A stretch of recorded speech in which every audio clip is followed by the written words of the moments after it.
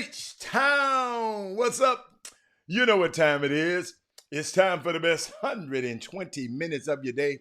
The Chop Shop, the nation's #1 urban sports talk show, and also your midday sports happy hour. Yours truly, Robert Hatter, alongside Jim Hicks, coming to you live from Houston, Texas, but we broadcasting all over the world via Facebook Live and YouTube Live. And it's a Monday, great Monday, the start of Black History Month. I'm gonna share that a little bit with y'all on that. We got a lot of stuff happen over the weekend, trades and quarterbacks swapping all over the place. But as customary, what I would love to talk about today is my first five, my starting five. And our starting five is the people we affectionately call the first five people who signed onto the feed. Okay, either on YouTube or Facebook. And they right up on my screen, and the first starting five today. Wow, what can I believe? Oh my goodness. We got Mindy Collins, we got Todd Holmes, Rick Brown, Rod Wells, and Herb Baker is in the building. First Option Sports is in the building. I think this is first time, Herb. I think that's the first time. And my sixth man of the day is on the YouTube side. It's Jeremy Davis. What's up, Jeremy? And how you doing, Thad? Let me give a shout out to everybody though. What's up? What's up, Daryl? Corey, Derek. What's up, baby? What's up, Rick? Keith Sims. What's going on, man? Dr. John Newsom. I saw you. I passed by you a little bit on Facebook. Dr. John Newsom. He preaches on Saturday. Give him the information, Doc. I mean, on Sunday. Y'all got to check Doc out, man. If you don't have a church home, check Doc out. If you do have a check home, just tape him, go back and look at him a little later. Landon, what's up, Landon? Hey, Dale. Boy, everybody on here. Oh, my goodness. Karen, every time I see you, the Panther Network, he back. Panther Network, man, you've been gone so long, I forgot your real name, Panther Network. But let's start. What's up, everybody? Let's start here, man. You know what I was thinking about?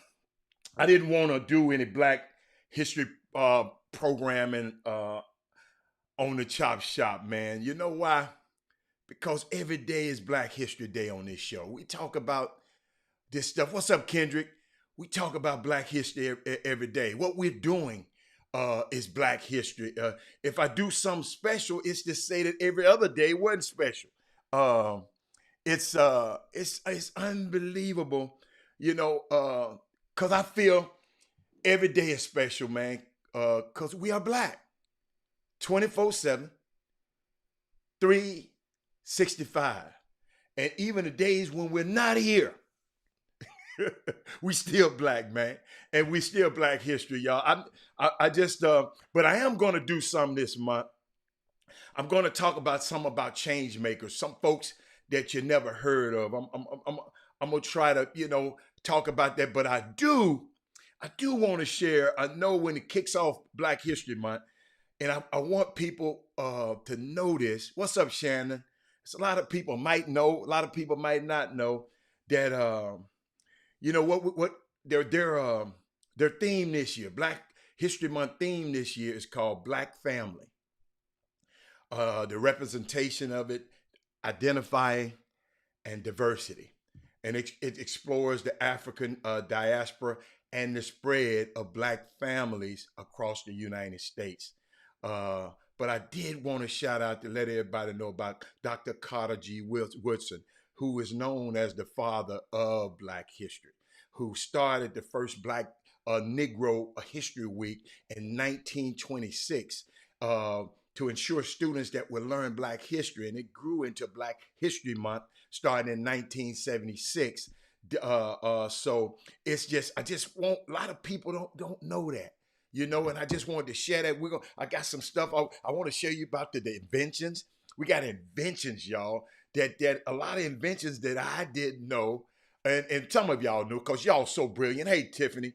But we're going to talk. I know this Super Bowl week, Cicely Tyson, y'all, I was just thinking about her and the things she had to experience in Hollywood as a black woman. I'm gonna play some excerpts from her and how she was the producer at this place she was at. The producer, whoever was over the school, tried to sexual assault her, and it's just unbelievable. Oh, thank you, Kevin Frankman.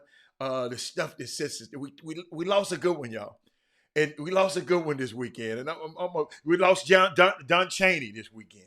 John Chaney, unique stories. I got some unique stories about him. And I got to tell this one about him and Vivian Stringer. Y'all got to understand, a friend of mine, she was in junior college, Annette Jones. I never forget her.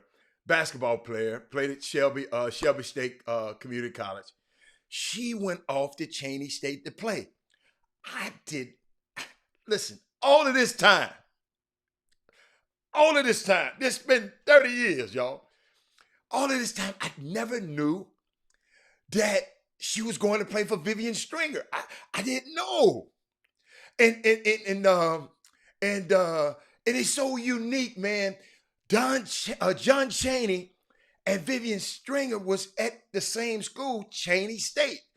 I know it might be playing on words, but Chaney is spelled different from John Chaney's name. Cheney State in Pennsylvania, and he told a story in his book the other day. I was reading a little bit of his book. He told a story about him and his guys. They had a game. You know, the women played first, then the guys played. What's up, Walter Yates? So it was packed. The parking lot was packed. The gym was packed. Everything was packed. I mean, so his guys down in the basement. I mean, wherever they were, in the dressing room, and he talking about all these people upstairs coming to see them. Y'all better put on for the city, you know, and all that, right? After the girls' game was over, the guys went upstairs. All the fans had left. They came to see the girls play. He said to this, they came, y'all got to look this up. They came to see the girl when the boys played, they left. Hey, think about that. Go back in your history, y'all, and see if y'all have experienced something like that. Vivian Stringer was, oh my God, look her up. Oh my God, standing tall. I think they got a little thing about him and her standing tall at Cheney State, man. Won national championships at that small college. It's just unbelievable. And Walter Yates said he met him. I never got a chance to meet him. And great man, great woman, Cicely Tyson. Y'all, let me tell you something. I would, something about Cicely Tyson, and I was thinking about her, right? Just watching her, you you have to be. I don't know about the younger people, but if you don't, go look her up. It would. I would never known that, but she knew it. She was thinking about how she forged her way ahead. And she tore down those walls and made it possible, Cicely Tyson did, for the Amanda Gormans. She made it possible for the Beyoncés. She made it possible for the India Aries. She made it possible for the Kamala Harrises. Go look up her story. Go look up how she fought the establishment. I'm not going to do a role. She's not going to do certain roles if it demeaned her. She even made it possible for Oprah Winfrey. She made it possible to repeat Black women's experience completely different. And that's why in Men and Reason, like I love Women Rock Wins. And I know sometimes we play around with it, but a Black woman experience, man, is completely different from the Black man's experience. It's not less, it's not greater, it's not beneath, it's not above, but it's distinctively different, y'all, than any experience that a person of color can have. And I was thinking about Cicely Tyson. She's royalty. I mean, she was just, check this out, y'all. She was just on an interview last week with Gayle King, and I got part of that interview. And she died at 96 years old, wealthy, with a designer dress and some of them shoes. I can't pronounce the name. The women can help me. The ladies on what's the girl's name? Sarah Jessica Parker. What's the Sarah Jessica Parker? What's the ladies? The Desperate Housewife. Is it the Desperate? Y'all know what? I hope y'all know what I'm talking about. Manola Blanc. She died wealthy, 96 years old. I don't know if y'all knew Tyler Perry. He knew her history. He knew about how Hollywood treated her. And he paid her 3 times more. Sex in the City. Thank you, Daryl Barnes. See, you notice I don't watch that mess, but I don't watch it that much. But thank you, Daryl Barnes. But she just was amazing. Like, she was royalty, man. And Tyler Perry was paying her triple. If you notice in a lot of his later movies, she was always in the movie. And he was paying her triple her wage. And he made sure. No, it wasn't Red Bottoms, Dale. I know what Kristen Louboutin is. I think it's Nola Balaka. Somebody gonna find out. Come on, where my fashionistas at on here? Where's my fashionistas? I mean, on the show, Nolo Blanc, something like that. I don't know the name of the shoe, but a friend of mine works with Sarah Jessica Parker, and that's how I knew a little bit about it. But it's just, I mean, I had to talk about it. I know it's not Women Rock Wednesday, but I had to talk about that, man. And then I wanna share this before Jimmy come in. 33 years ago yesterday, Black College Football Hall of Fame co-founder and 2011 inductee, Manola Blahnik. Thank you. Somebody, let me tell you something. See, hold on, y'all.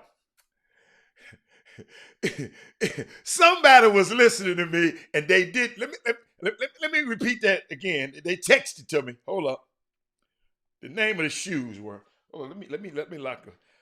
Manola Blahnik. Manola Blahnik. Google it, y'all. Come on, girls. Hey, come on, Nissa. Oh, Jennifer. See, I knew I had somebody on this feed that know about it. Jennifer, do you have a pair of those shoes? I'm asking for a friend. Just asking for a friend. Do you have a pair of those shoes? You got to know what you're talking about with them shoes. So back to where was I at? Oh, I was talking about 33 years ago today, Black co-founder, Black College Football Hall of Fame co-founder, and 2011 inductee Doug Williams became the first African-American quarterback to win a Super Bowl. And it was named the Super Bowl's MVP. And y'all, I think to me, that was my greatest Super Bowl. And I remember that being a young kid while watching Doug do the things that he did. But hey, y'all, let me tell y'all something. I got to give y'all, before I go to the break, I got to give y'all some of these inventions. And maybe some of y'all know, because y'all got to realize, I realize some of y'all are so brilliant. Some of y'all, I got YouTube. Martin Vaughn, I got YouTube. Let me repeat that. No, I'm going to ignore you because evidently you don't know what the hell you're talking about, Martin Vaughn. I do have YouTube too. I got all the damn feeds and it didn't pop up on my feed. So let me do my show, Mr. Vaughn, please. Thank you. I didn't see it. Okay? Thank you. Oh my Jesus. Let me give you some black inventions. Just set that one out, Martin. That wasn't even you. Let Angie know how to do this thing. I didn't know that a black invention was the folding chair by L.C. Bailey. July 19th or July 18th. Yo, I got to put my glasses on. I got to put my glasses on now. Rockets winning five wins in a row ain't Black history, so that's got to wait to Jimmy. So Sensei, you can go off and come back on. We'll talk about the Rockets later. We're talking about stuff that your ass probably don't know. All you got to do is look on there, and you can find out. Go in the newspaper and find. You can't find this out everywhere. I'm about to give you. So check this out. The folding bed, the folding chair, the fountain pen. Hold on. The furniture caster, gas mask, the golf tee, the guitar, the hairbrush, the hand stamp, the horseshoe, the ice cream scooper, the sugar maker, improved sugar making. Hold on. The insect destroyer gun, the ironing board, the keychain. Hold on, man.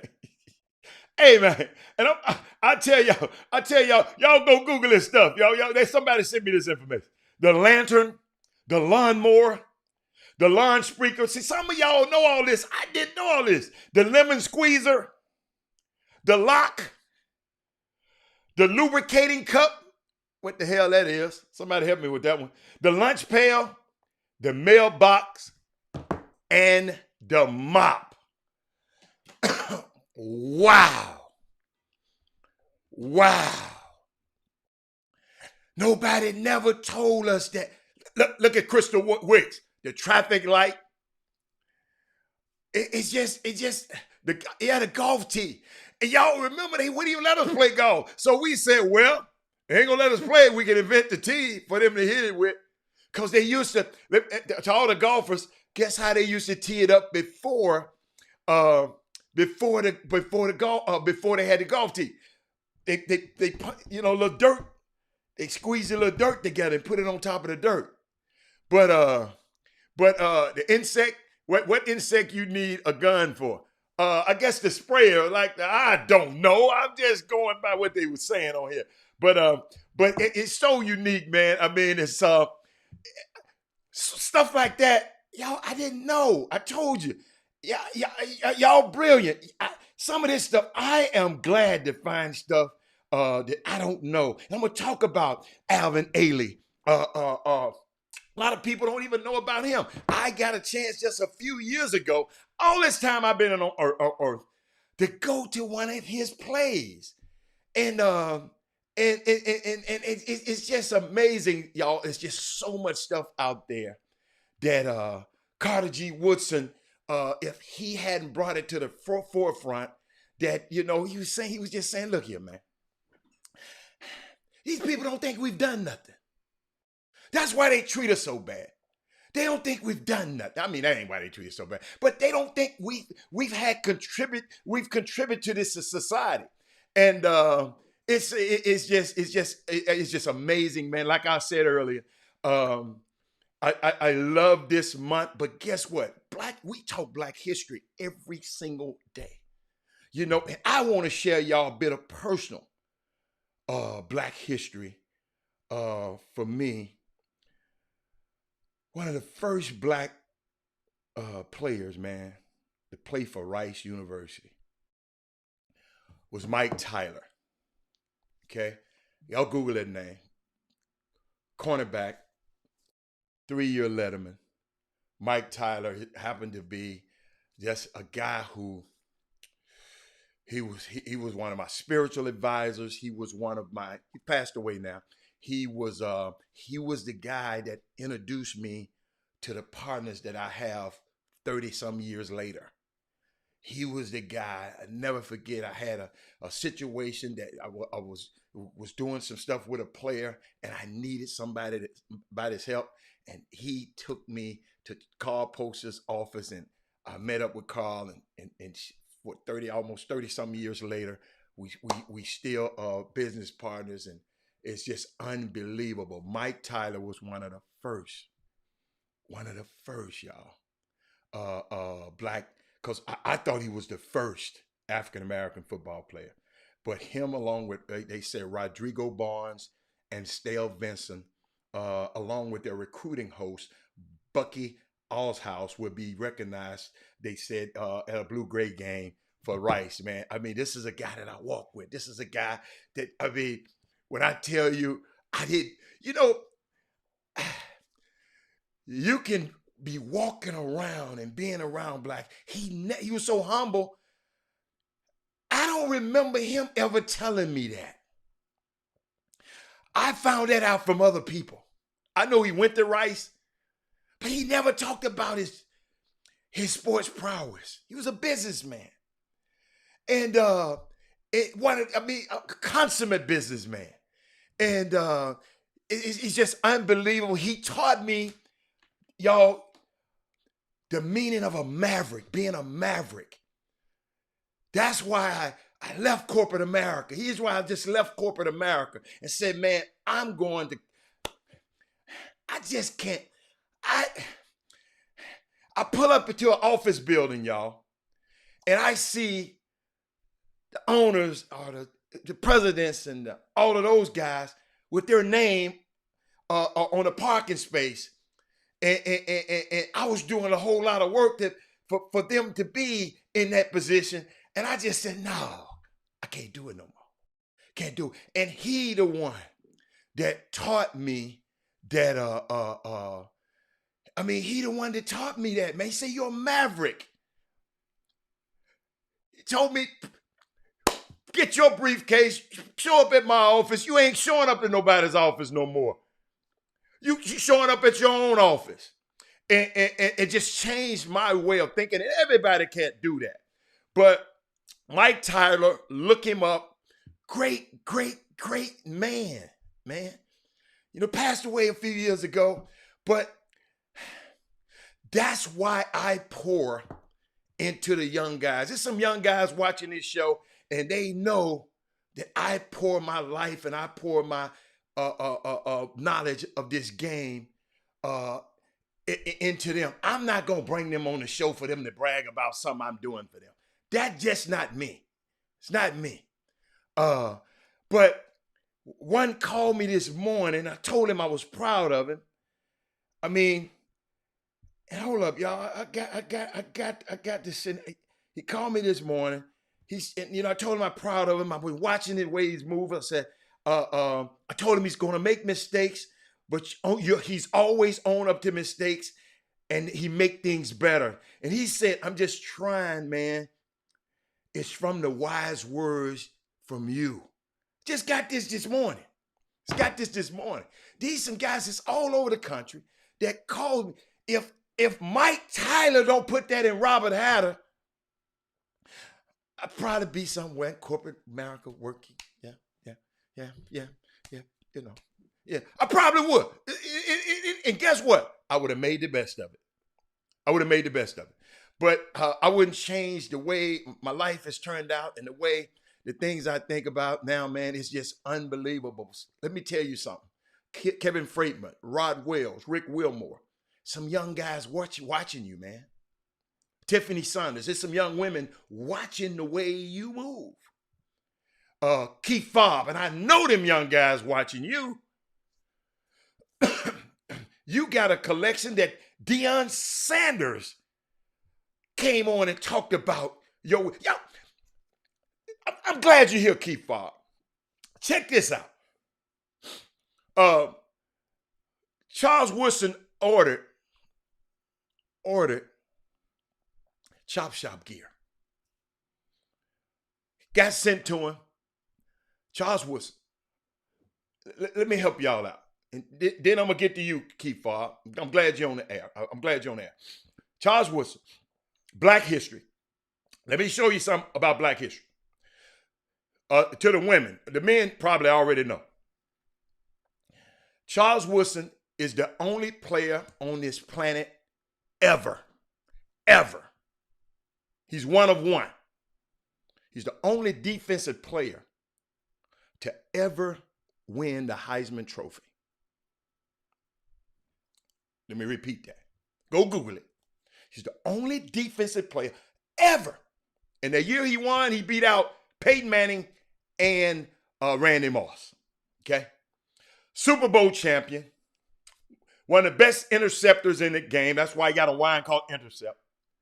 Hall of Famer. They practically, it should be done very soon. Around the Super Bowl. Should be done. I ain't asked him. That man put on our Chop Shop church, took a selfie of himself okay? And posted it and tagged the Chop Shop and Jimmy and I. It's a Hall of Famer. I know this show don't mean nothing to y'all. Some of y'all. And then I look at Keith Fobb, another Hall of Famer. He sent Deion Sanders the gear. He gonna post it. I know, Keith, do me a favor, post your collection of HBCU gear. Oh my God, it's sharp. Y'all, I promise y'all I want to go take a class at HBU at one of them so I can just wear some of the gear. Deion Sanders did a whole information saying, man, shout out to you. I'm going to take some more pictures and send it to you. Let me tell y'all something. Some things happening. Think about this, y'all. A young man that's on this platform, watching this platform and supporting this platform, the same thing happened to him over the weekend that happened to the Chop Shop over the weekend. A Hall of Famer recognized the work that we're doing, and they wanted to talk about it. He was proud. He called me and said, man, I like these shirts. He got the hoodie, the shirts, and everything. That's the power. Y'all remember, I know y'all get mad, some people get mad. That's the power we have, man. But I'm going to take a quick break, and I guess Jimmy will be back soon. But that's the power. It's the power we have, y'all. Let me see what I'm going to start this day off with, man. It's just so much. I'm going to start it off. You know what? I'm going to start it off with this. Chop Chop, we'll be back in a minute. I was one of many people who laughed at new Lions head coach Dan Campbell when he ranted about biting people's kneecaps at his introductory press conference. But in an offseason where a lack of diverse hiring of head coaches has embarrassed the NFL, Campbell deserves some credit for the staff he's assembling. Campbell hired former Chargers head coach Anthony Lynn as his offensive coordinator and former Saints defensive backs coach Aaron Glenn as his defensive coordinator. The Lions hired Deuce Staley, last an assistant with the Eagles, to a similar position in Detroit of assistant head coach. That's 3 black men in important positions on one coaching staff, much like the staff that will lead the Buccaneers in Super Bowl 55. Campbell received a 6-year contract from the Lions, which reeked of white privilege considering the Lions were bidding against themselves for his services. But that wasn't his fault. What is in his control, though, is who works with him, and he did more in 2021 to help his new hires become head coaches than just about every other team did for any other black coach outside of the Texans.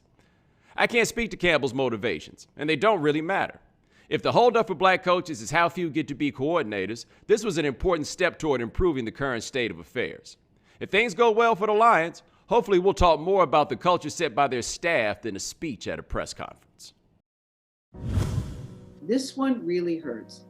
You know, you grieve about, anytime you hear someone who has died, but Cicely Tyson was personal for so many people. It was just a week ago that we were talking to her at her church home. I could not afford the luxury of just being an actress. She was engaged and she was lively and she was so excited about things to come. Do you feel like you have more to do? Yes, that's why I'm still here. This was not a doddering 96-year-old woman. That is not who she was. She was sitting in that interview wearing Manolo Blahnik pumps. That's how good Cicely Tyson was looking. Gail got the heartbreaking news from her best friend, Oprah. Oprah called me, actually. She said, have you heard? And I could see that she was visibly upset. And I go, what are you talking about? Oprah honored the pioneering actress at her 2006 Legends Ball. I don't know if there would have been a Legends Ball if Oprah didn't have the affection and the relationship she had with Cicely Tyson. They had been trying to get together, to meet, and it wasn't working out. And Oprah decided, let me do something. And it grew from Cicely Tyson to many other people, black women who she felt had made a difference in her life, who she admired, and who paved the way. Today is Oprah's birthday. January 29th is her birthday. And she and Stedman plan to celebrate and honor today by watching the autobiography of Miss Jane Pittman. Just the two of them. Cicely opened up to Gail about her 7-decade career. I never shed a tear about that until this moment. She was overcome with emotion as she relived a dramatic encounter with a former acting coach. He pulled me down. And he was touching you and groping you? Yes. No, what he wanted me to do was something worse than that. I thought about the whole incident when I got home. And I said, but why did you go back to him? And she held up her finger and she goes, I didn't go back to him. I went back to the class because he was not going to deprive me of my dream. The screen icon had a tumultuous 7-year marriage to jazz legend Miles Davis. He was unfaithful. He was verbally abusive to her. He was also a drug addict, many times where she had to help him get through that while he was flaunting his infidelity in her face. But she said, at the end of the day, I loved him and he loved me. Was he the love of your life? Yes. She said, hostility and devotion can live in the same place for the same person. And sometimes love has no logic. Do you even think about death? Oh, I think about it. Of course I think about it. I know it's inevitable. I'm amazed every single day I live. When the time comes, what do you want us to remember about you? I've done my best.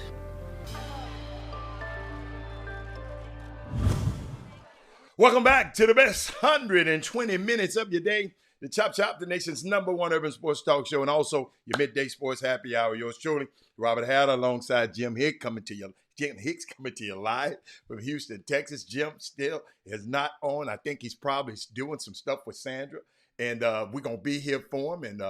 And yeah, did y'all see? I played two unique videos, and I played them intentionally. I'm watching the guy that Dan Campbell. You know, I came on this show, I laughed at him, and I think I played the video for y'all when he. I played the video for y'all when he came on talking about eating people's kneecaps and biting kneecaps off. But did you see his hires? Did y'all go? Aaron Glenn, great friend of mine. That's how I got started in Junebug basketball, in little bitty, what you call it, AAU basketball. He was check this out, y'all. Aaron, y'all, you can't make this up. Aaron Glenn, we had a team called the Jaguars. We had two teams. We had the J. Mike team and all of them on it. Then we had the developmental team. So I was the coach of the developmental team, Coach Aaron Glenn and I, and that's how we got started. And I never forget. He'll tell if y'all ever see him, make sure you ask him about the time he and I we was at the Nationals in Springfield, Missouri, and he and I went to play golf at this country club. So our country club memberships usually travel. And I never forget this, y'all. The cab pulled us up to the country club. At a guard gate there. And as we were pulling up, Rick Wilmore, check this out, Keith Liggins and Jess McKee. We pulled up and the cab guy was talking to the gate attendant. And he said, I'm dropping these guys off. The man looked outside the door and said, dropping them off to do what?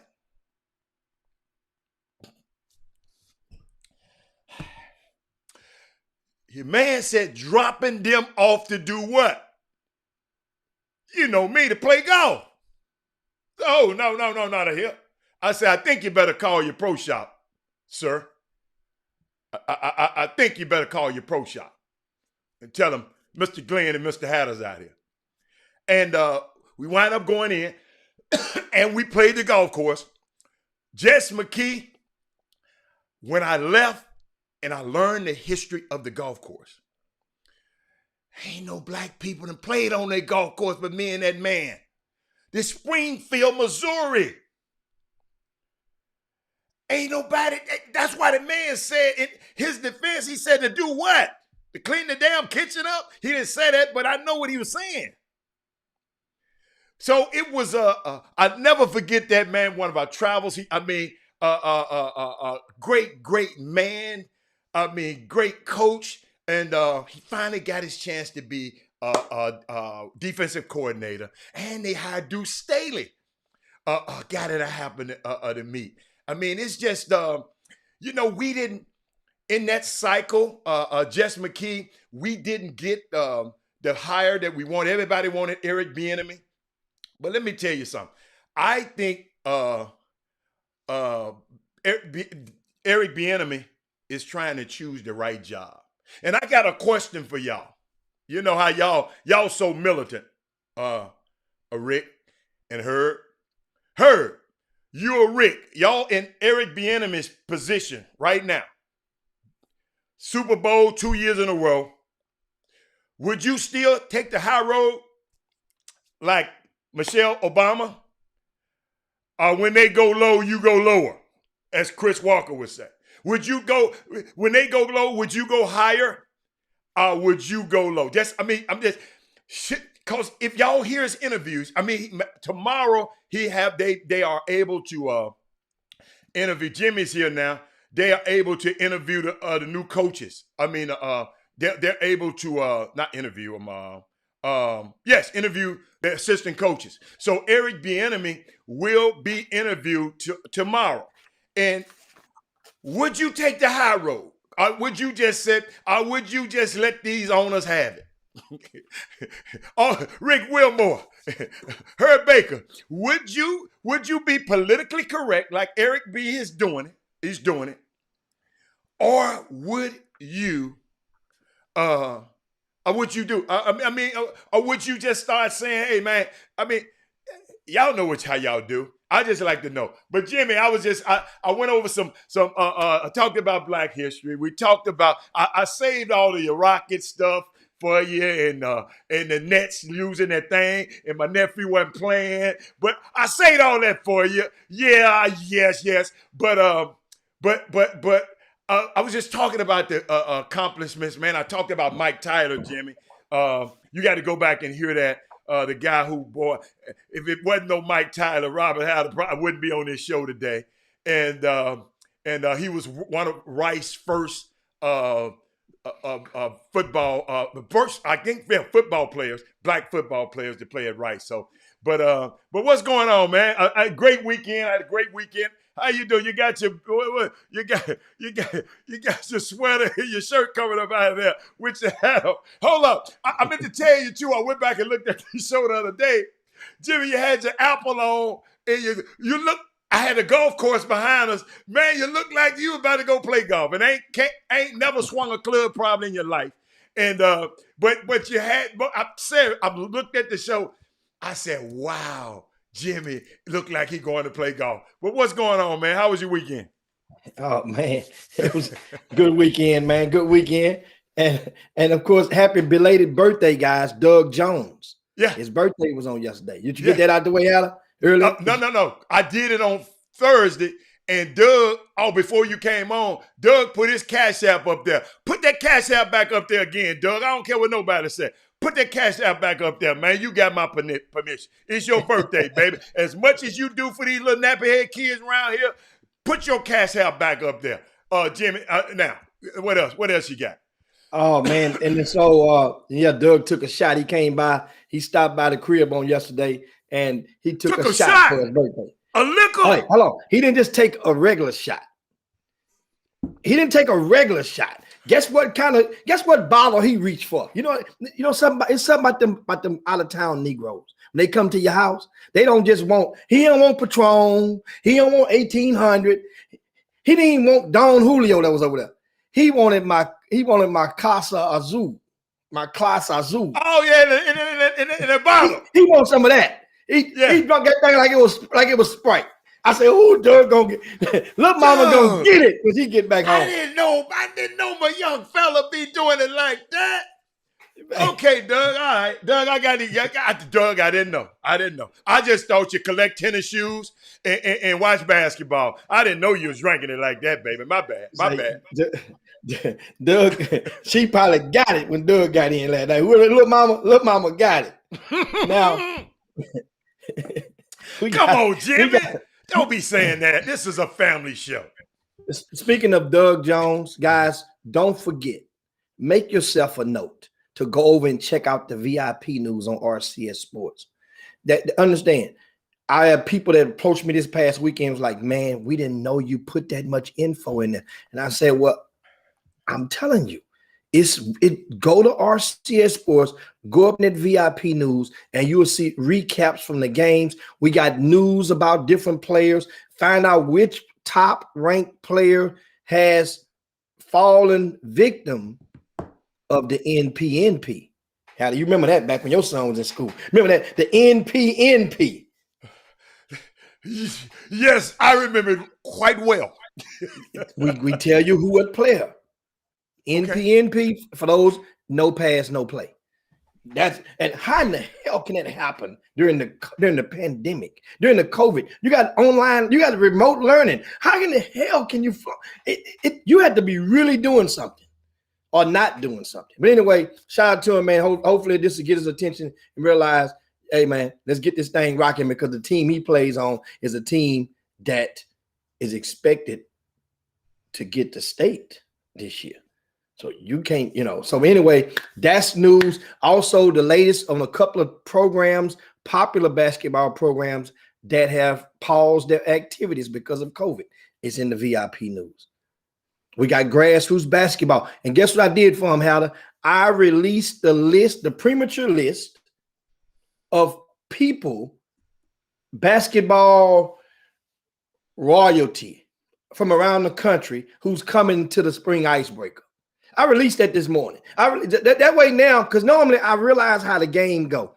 You got dog, cat, rat, cheese. So you got to put the names out there of either the teams. Then you let some of the teams know who's going to be there covering them.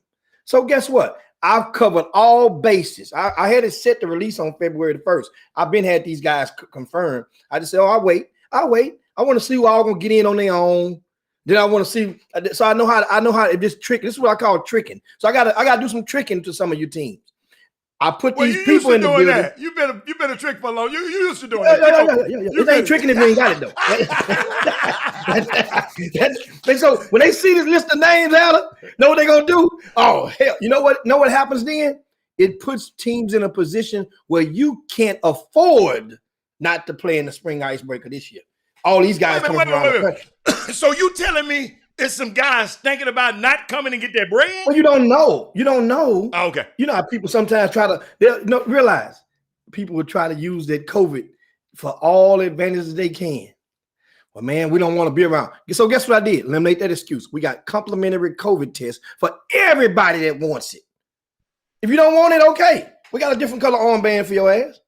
That way, how do you know who you sit next to? If that armband a certain color, and everybody gonna know it's this color. So guess what? It don't mean you got it. That means I might want to scoot over a little bit, because So that's the thing. Rapid tests. So anyway, but you go and check that out. You looking at the list, huh? You looking at that list? No, I ain't looking at the list. I'm looking at the NPNP. Oh. No. Hey man, go in that VIP news, guys. I'm telling you. And guess what? It's only $2.50 a month. $2.50 a month, not a week. $2, one less than a gallon of gas. Super unleaded. And man, I'm done, man. I'm done. Keep going, man. Yeah. You saw me over there being nosy. Yeah, man. I see your eyes got big. You got cue ball eyes up there. Oh, you ain't got, you know what? I'll put it like this. In Jimmy, to me, these guys don't mean nothing. But to the grassroots sector, these guys do. And I have to qualify.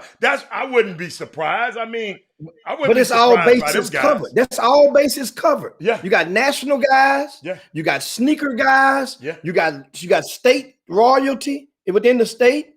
And that's just to understand. Oh, I can't tell it. I got one. Chad Grove, all the way from Phoenix, Arizona, is in the building. He's coming in.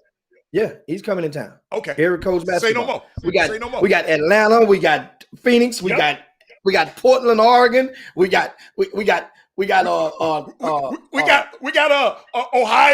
No, he kind of national. But yeah. Oh yeah. Let me tell you something, man.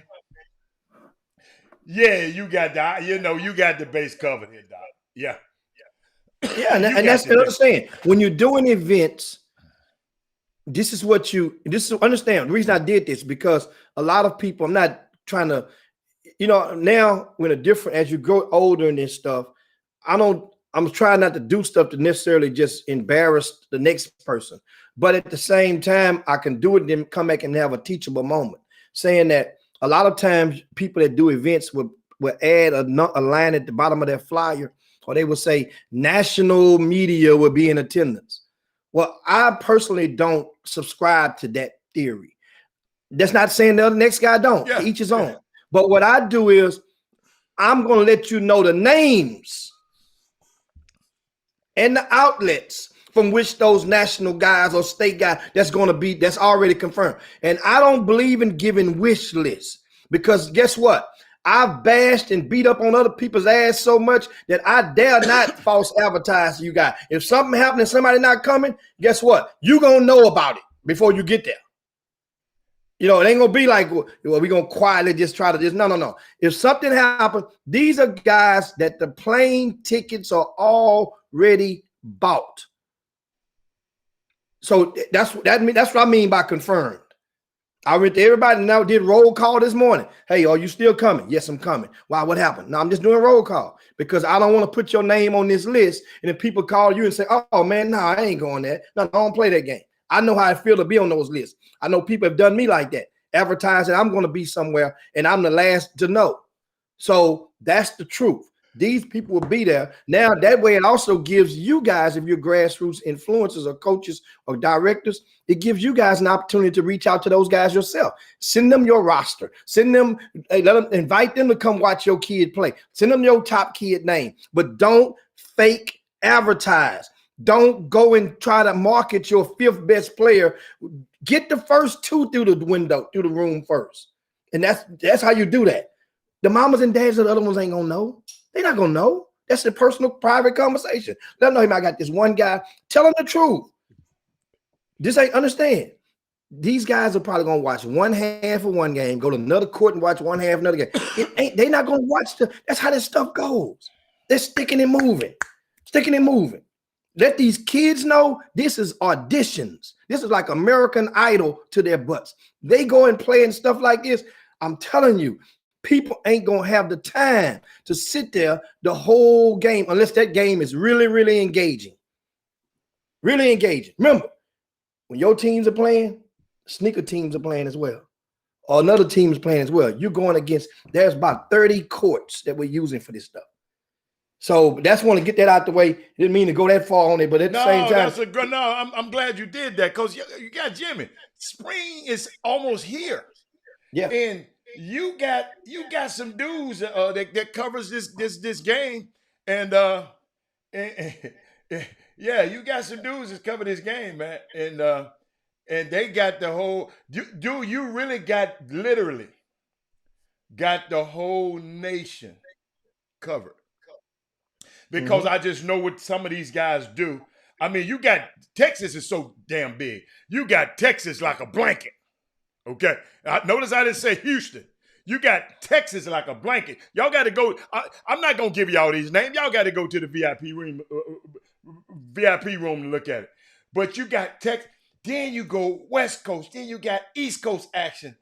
Then you got down southeast action. Then you got up north. Yes, you got you virtually got the United States covered. And so let me tell y'all some parents.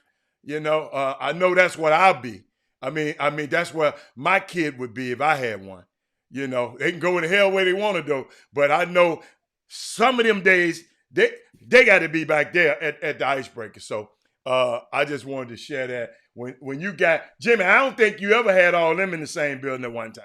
No, I haven't. And it's not. I'm not done. It's going to be a couple of more. Oh, okay. It's going to be added. That's just right now. Yeah. That's just right now. It's right. going to be a couple of more. Okay. I want to be because there's going to be so many people playing, and the way we have to do this at the same time. So I want to provide an opportunity for everybody. That way now it ain't no excuse. Especially the older guys, right? Especially those older guys. Yeah. And the thing is, a lot of those sneaker guys, understand, with the EYBL, I mean, with the Nike announcing that they're going to have Peace Jam, and they're possibly a regional qualifier right before that, at least one. It's not going to be 3-4 sessions as before. So this is an opportunity for all the regional Nike teams to be able to play in front of those Nikes. The Nike, half of the scout team would be here. Half of the scout team. Think about it. It's 6 guys on the scout team. 3 of them going to be in Houston. That's half the scout team. So this enables those young teams, the 9th and the 10th graders, because Nike has not ruled out the Elite 100 this year. They haven't said there won't be one. So it's still on the docket. That's the top camp for 9th and for 10th graders primarily that takes place in St. Louis. It hasn't been ruled out. Got canceled last year, though. Yeah, but I mean, everything did last year. That was a no-brainer. But right now, it's still on the docket. So that means when is the Nike scout team, those guys, when will they be able to see those kids play? If they don't see them, if you live in this region, when do you think they're gonna watch them play? That's good. So that's for real. And you're taking the stuff for granted. We have so many players. That's 9th and 10th graders from this area. That DOYA team, hell, if you let them tell it, that whole team need to get an invite. You see what I'm saying? So that's not likely to happen, though. So this is the thing. I mean, understand, it's this icebreaker serves so many variables, so many components. And now another thing, that's going to be hurting. That's why I'm so glad, Hatter, that we added the 12th grade division now. Because guess what? Guess what happened and snuck up on us? We didn't realize it. The junior college season has started. Junior college season is going to go all the way through March up into April. So that means the JUCO coaches can't come out now. They're playing. That's regular season. That used to be that weekend of the icebreaker would normally be the JUCO national championship. That means if you made it to you one of the final 4 teams in the region or the final 2 teams in this region, then you go. Now they are still in conference play. So it's like, But it will be televised. It will be streamed. Okay. Yeah, but hell, everything is streamed now. That's what I'm saying. So that's why I don't want to fall into the same space that a lot of people are doing, try to use the live stream as the best bait on their hook. Meaning, man, we're going to stream every game. Oh, hell, how in the hell has that worked out for you? You played every game you played in been live streamed. Hell, the high schools are live streamed right now. How is that working out for you? Do you have more offers? So I'm not going to be that guy to make you guys think just because it's live stream that, oh man, that's it. No, that's an avenue for exposure. Oh, and did you see what Keith Liggins said? He said, what programs are playing in an icebreaker that probably have said they have X, Y, and Z kid? Do they divulge that to you, Jimmy? They're not obligated to give you that information, are they? Well, a lot of them do in their marketing because a lot of people want to play in certain pools or play against certain teams. And a lot of times a coach or a director of a program will market themselves and say, man, we loaded, man. Put us in the 5 hits. We got this guy, that guy, that guy, that guy. And I'm like, you want. And most of the times, those teams, and I'm gonna give you a caution. We've seen so many teams. One thing about the icebreaker, people know it now. You could lose half your team if you come in the end of this event the wrong way. You get after a loss, that kid gonna get a hot dog. He gone. Somebody that's gonna buy him a nacho. Put it like that. He gonna get a hot dog. Somebody's gonna get him a nacho, and he gone, licking his fingers. You lost the kid. So that's the thing. Remember the year when we first started the chop shop. Remember the first year, 4 years ago. Chris Walker was sitting there, and one of the summer coaches called into the show and talked smack and say, I want the what it was called in the Chris Walker All-Stars, whatever they was called. And he got Chris Walker. Chris Walker told him, he said, man, if you play my team, I'm gonna beat you by 50. And the dude said, nobody never beat me by 50. Chris Walker beat him by 48. And know what the dude said on that following Monday when we came on the Chop Shop? You ain't beat me by 50. That was the Top Guns, Chad. That was Chad. There you go. Make it about the kids again. That was a great conversation. We got a lot of good feedback from last Thursday with Derek Shelby in this conversation. If you missed it, it's a must see. You guys can go back and watch Thursday's show. Off the chain, as far as him providing intel.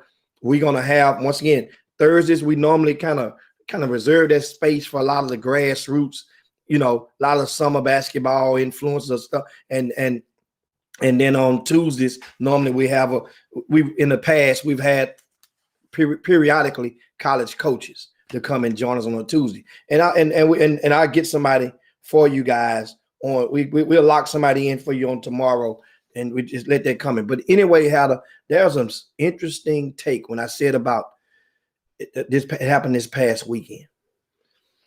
Normally we reserve HBCU news. We normally reserve it for the Chop Shop Overtime, our radio show on 92 KELZ. But this right here is the head coach at Morgan State, Tyrone Wheatley. Remember that running back played at Michigan? I got the video up here. And so you got it? Cue that thing up. And you want to go into the break first? We can take it over into the break. We'll take the break and then we'll play it coming out of the break. Okay? That's what we do. Okay. You guys hang right there. Must see. All right.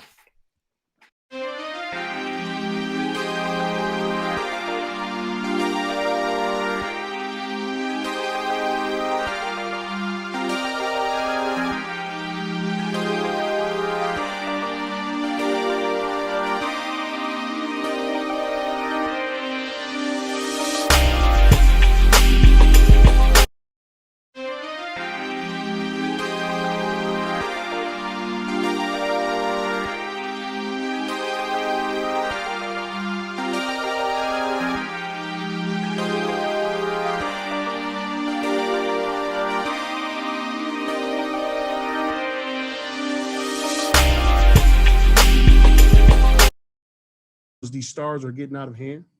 A lot of these guys are 5 stars when they should just be 3 stars. They playing on some really, really great high school football teams, so they're being over-evaluated. Okay, so I just really think that it's just a readjustment as what's going on in college recruiting. And at some point in time, these young men are larger than life before they even take a snap in college. So I think it's just basically a humbling experience, a teaching experience, and those who continue to cry and moan and groan will never learn from it, But apparently he was taking up for Wayne Ellington. When the fuck Rodney McGruder become the tough guy of the team? Like, I don't know, man. Everybody in the league tough these days. It's crazy. I've seen a lot of tough guys this year. I don't understand it. And don't nobody do anything. So, like, if you really wanted to do something, you could have done it. Walk over there talking shit like he's a team tough guy. The hell out of here. Fucking tough guy, Rodney. Fucking tough guy. Also, I'm rocking with Juan T. Juan T was about to bring that town business shit out on him. And yeah, I'm rocking with Juan T on that one anyway. But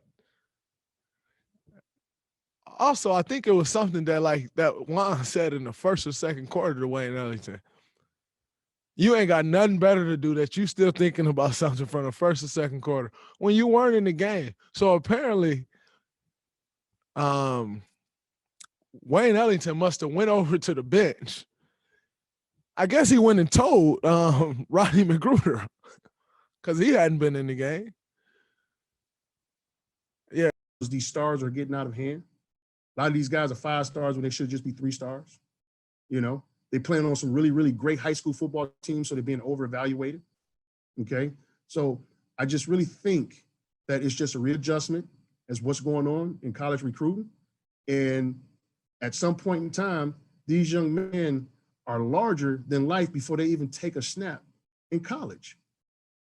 So I think it's just basically a humbling experience, a teaching experience, and those who continue to cry and moan and groan will never learn from it. So there you go, Jimmy. I wanted to play it twice, but I had to get that Draymond Green in there before the day. It's crazy, man, out there. So, but Tyrone Wheatley, Jimmy, that was a unique take. Now, Tyrone Wheatley was before y'all say something about him, he got a resume. He went to Michigan. He was one of them. He was one of them dudes now. Okay? So don't just think I guess he's a coach, Morgan State coach.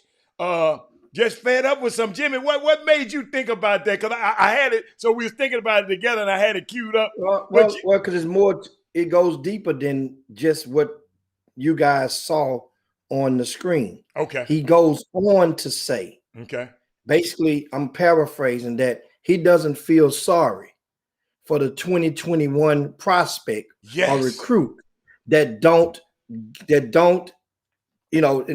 a scholarship or land at the college that they are seeking. First of all, and he goes deep, which he keeps it about as real as it gets. First of all, there's various levels of different in the NCAA. You got D2, D3, NAIA, JUCO. So in many of these kids, which Coach Wheatley says, a lot of these kids had offers. They had opportunities to commit in the 10th, 11th, 12th grade, depending on what sport it may be.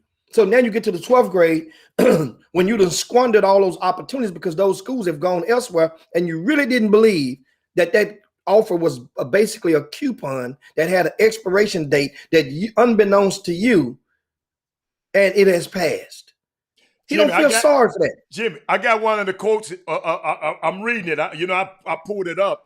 He said, at the end of the day, I don't feel sorry for them. It's an adjustment, Wheatley said during the MEAC Media Day. He said, and what this adjustment is doing to coaches is now they are going back and evaluating things with clear eyes. Jimmy, these coaches, meaning, do I really need this young man? Is this young man better than the guys on my team now, Jimmy? Jimmy, this can be the same in basketball. If you want to comment, I was just reading. Yes, it's going to be the same, and that's what I've said. And me personally, I'm just curious to see what some of you guys think about that. Do you agree with Coach Wheatley as saying you don't feel sorry for the most part? And he's talking about the guys who had the opportunities. Understand? Yeah. He's a Division I coach. Yeah. He's not talking about little Johnny who's aspiring to get that. He's talking about, we understand, he's talking about those prospects out there who have the stars. That's why he mentioned, you heard him say, some people claim they 5-star, but really 3-star. He's talking about the stars. If you ain't got no stars, then sit this one out. So in his situation, we're talking about the guys that recruited. A lot of those kids had offers, and just say, well, you know what? And it's okay. Choices and consequences. You took a gamble on yourself, and now you're sitting there. Remember that was an old song, Adam. And I don't know you listened to this type of music back in the 90s, but it was a group called the Fifth Ward Boys. And one of the lines in the song that kind of made it popular, it says, you'll give up some for show, for some more, and end up with no. Well, y'all ain't think y'all gonna get me quoting Fifth Ward Boys today. Shout out to them. But that's that hook line, when it translates over to all facets. Think about how many times, guys, when you went to the bar or to the club and you sit there and look at the clock, and you got Big Shirley. Big Shirley, she Big Shirley, but each drink you throw down, she lose 15 pounds. She lose 10 pounds every time you swallow one. So you go, Big Shirley has shrunk. Now she's about 150. She was 210. Now, guess what? You're going to put Big Shirley on ice because you want Holly. You want Holly Berry over there on the corner. Well, Holly Berry waiting on the DJ. So you're going to get, hold up, Jimmy. think about it. He said something else, Jimmy. You said it, but these his words. These in quotes. He said a high school kid is saying he's been pushed back. He said it's not, he said, because you had a chance to commit to schools and sign on the first signing day, and you didn't. Oh, he was going in, Jimmy. Jimmy, hold up. He said, hold up, parents. I got something else for you. You see those guys who post on their pages? I got 47 offers. I'm waiting for the next one. What the hell you waiting for? I said that part. He just said, what are you waiting on? You can only sign with one school, Anthony Fobb.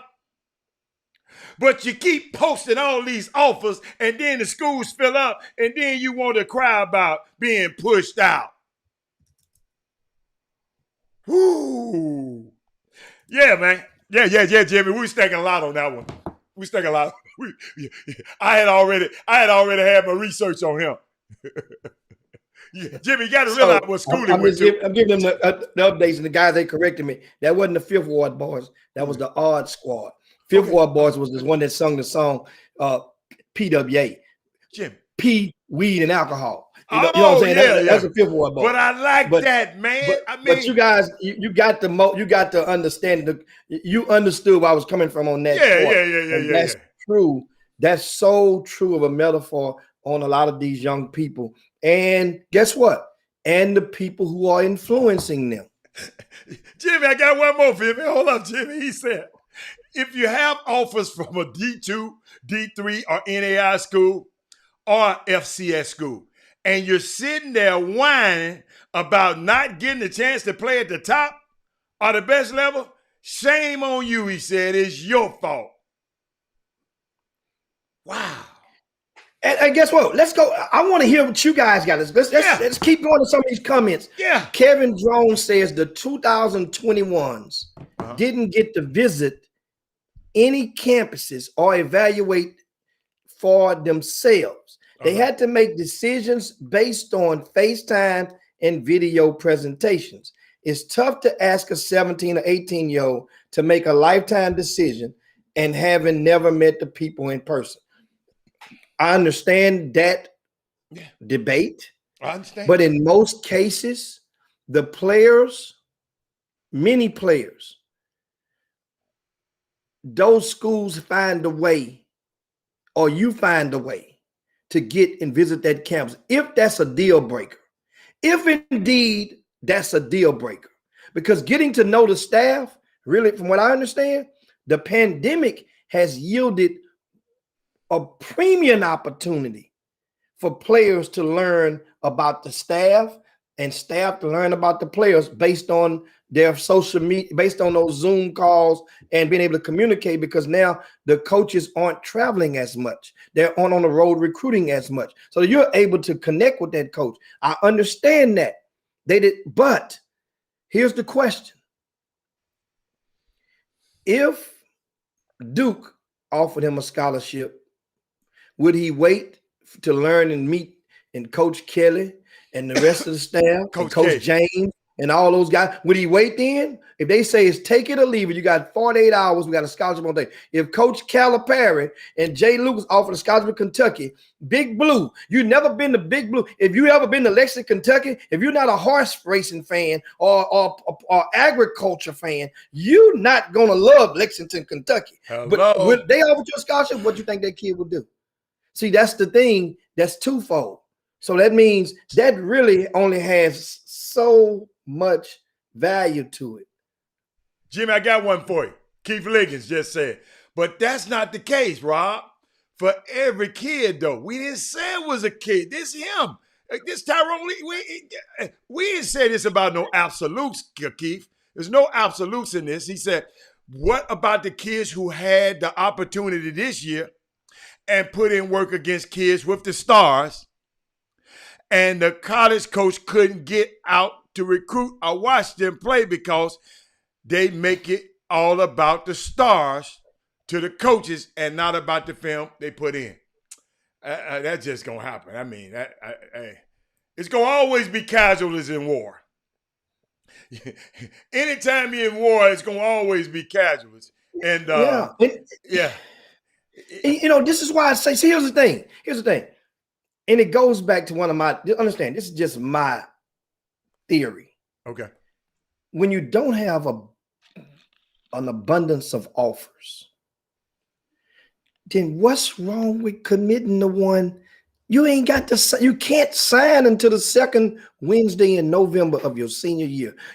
I say it again, no matter when you commit as an underclassman, you cannot sign until the second basketball it is, to the second Wednesday of November. So if you got something locked in, why not? That's like we do it. Understand, we do some of the same things in relationships, in dating, but you don't apply it in this recruiting. For example, has there ever been a concert or something coming up? Or you just, damn that. You ever been a time when you called a chick and you say, "What's up, mama? What you gonna do this Sunday?" "I don't know yet. I'm open. What you want to do?" "Well, I'll let you know." "Okay, cool. We can roll. Me and you gonna rock on Sunday." But you never call her back. So that means that's done. You already know you got something to rock with on Sunday. You got action. Okay. But if Holly Berry, that's Big Shirley now. You and Big Shirley gonna rock on Sunday. But if Holly happen to call you on Thursday, Friday evening, what you doing on Sunday? Jimmy, Holly ain't the Sierra. If Sierra, don't you Holly Berry no. Sierra. If Sierra called me, I'm going like a turkey through the call. Well, we're gonna change it. Whatever his name is, Megan. Same thing. If Megan called, same thing. Then know what you gonna what you doing Sunday? Know what you gonna do with the quickness? Know what you gonna say? Nothing. Hold up. Miss Cora said, "Where you going with this, sir?" Keep on going. Go. But bring it on home, Jimmy. Bring it on home, Jimmy. My bad. No, I just said it. You're gonna say nothing. That means the plans that you had, you committed. You gave a soft commitment, a verbal to Big Shirley. To Big Shirley. Yeah, right. Megan came through. What you gonna do? What you see her at the club Friday? What you gonna do Saturday, Sunday? Nothing. Well, shit, let's do it. So guess what? You got to make a call or not at all to let Big Shirley know you got some plans and them fell through. I get her on Monday. I get Big Shirley on Monday. This same scenario, it goes with recruit. That's the thing. Why so many guys don't commit? And you know what happens once you commit to a college? What? Really and truly, talking to college coaches. Other colleges lack them? That's the second part. It's either one or two. It's gonna make some coaches breathe a sigh of relief because they really didn't want you. You wasn't their first. But they had to still recruit you. They had to keep recruiting you because there was other schools that was recruiting you. So you've done them a solid. That means now they're good. And there's other coaches, like you just said, Howard, that's going to make them want you even more. Jimmy, hold up. I didn't get that one. So you saying there's some coaches you committing, right? Yeah. And the coach don't want you? No. The coach, understand, they're recruiting you and they liked you at first. So that means you could have been their number 2. Now you don't know you've dropped down to their number 3 or number 4 in their pecking order. So they don't have enough time, as much time they're giving towards you. They don't really care because they feel good about 1, 2, and 3. You number 4 now on their pecking order. But when they met you and they saw you on that day, you might have been number 1. But then as times go, you slide down. So that means now they're still recruiting you, but they're not offering you yet. Them the ones that want to get you to come on campus. They're gonna use that too. Well, the time is on their side. We're gonna schedule you for the last home football game. You're gonna come at the end of October. That's the oldest trick in the book. The ones they don't want, that's on the last. They want them to come last. No, you don't get to pick your game that you want to come to. If you're going to LSU, you want to go see LSU, Alabama. No. It's going to be too much going on there. We want to be able to give you our undivided attention. No. So that's how I go. And you fall for it. And then you look on TV, you look down on the ground, if you're paying attention or something, and you see the videos that go on social media, they got about 20 guys down there, basketball recruits, on that Alabama game, and you ain't one of them. Jimmy, speaking of recruits, Jimmy, let me tell you something. And I know we might don't have time later because I'm looking at the time. I just want to show you something because we talked about this last week. And Jimmy, I think people were a little premature. We was talking about this kid last week, talking about he didn't play on this team, he didn't play on this team, and this what I saw. Check. Then Paul. Bring it down. Numbers again. Bring it down, Javier. Another flurry to end quarter number 3. Xavier Francis, Jimmy. I said, oh my God, somebody sent me that. Thank you, whoever sent me that. And because we was just talking. I know they just dunks, but Jimmy, he looked like one. Jimmy, that was a high level game. Now, here's the thing. Okay, I didn't see the game. I saw the highlights. And hold on, Hal. I want you to cue up one more time. And meanwhile, I want you guys to pay attention to the lower left-hand corner. Okay. And look at the score of the game and the quarter for which the game was in. And we'll come right back. Cue it up again. Okay. Watch this. Hold up. Then Paul. Bring it down. Numbers again. Bring it down, Javier. Jimmy, I don't care. I still like the dunks.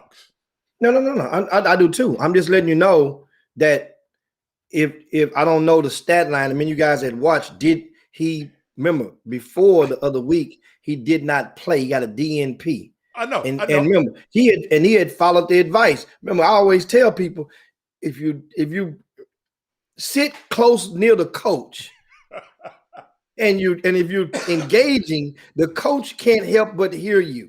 If you're saying the coach telling everybody, keep your hands up on defense, wait about 2 possessions later.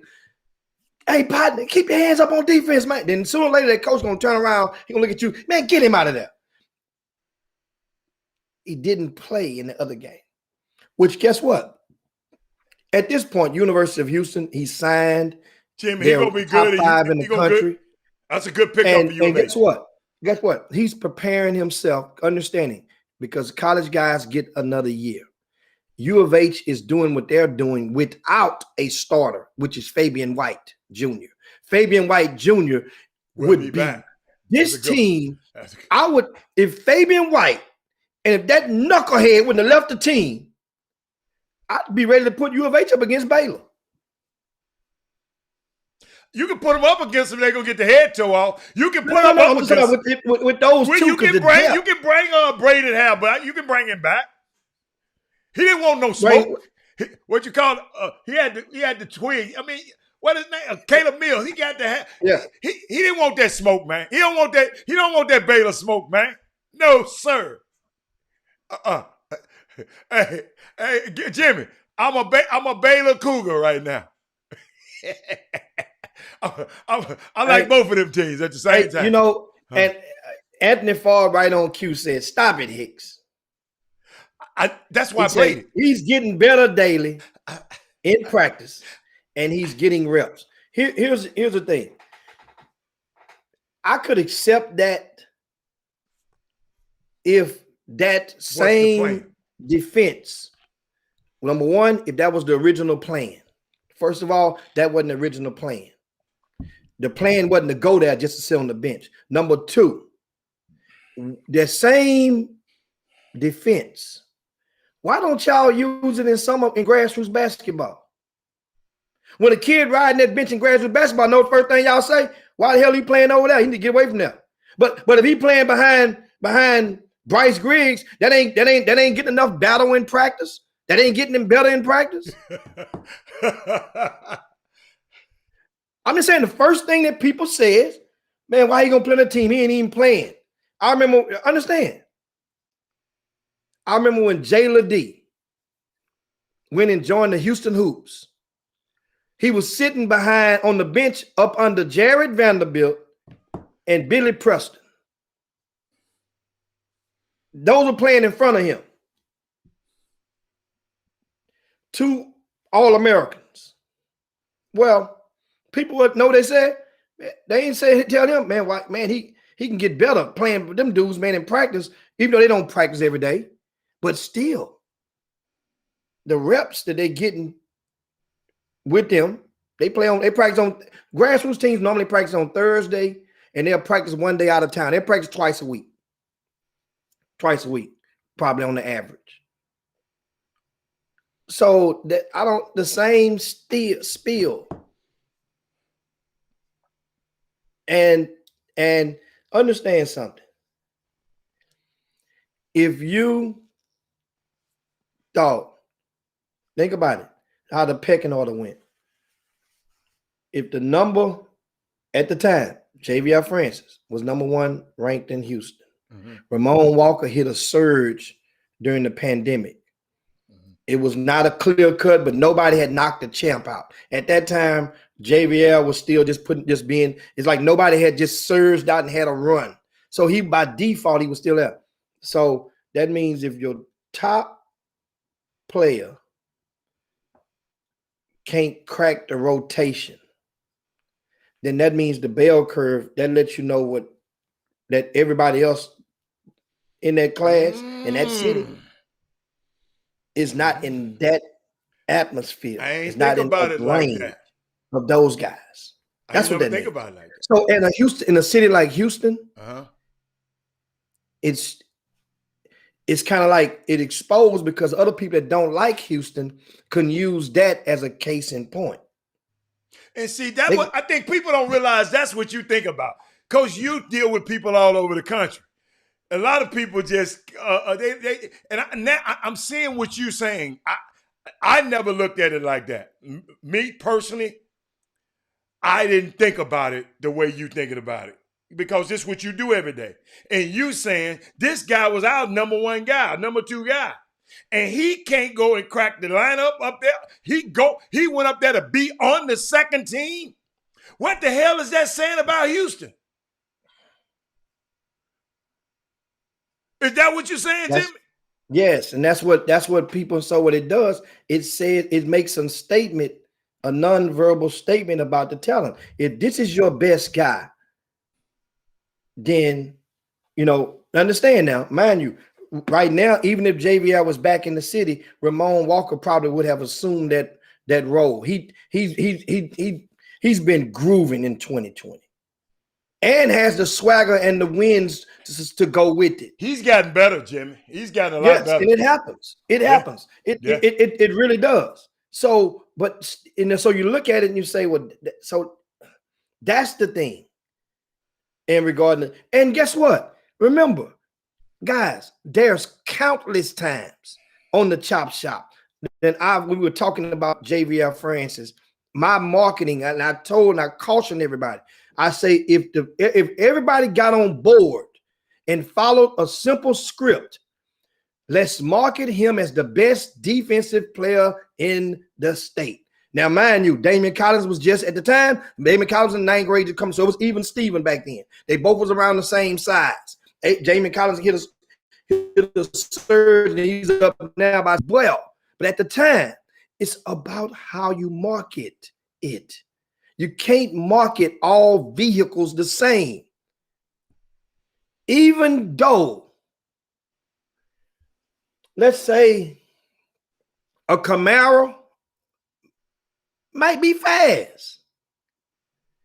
That Camaro, you can't market it like it's a Ferrari. You can't, not when it comes to performance and speed. I got you. I like that. I'm listening. You can market it. I'm listening. Remember when the Chrysler 300s came out?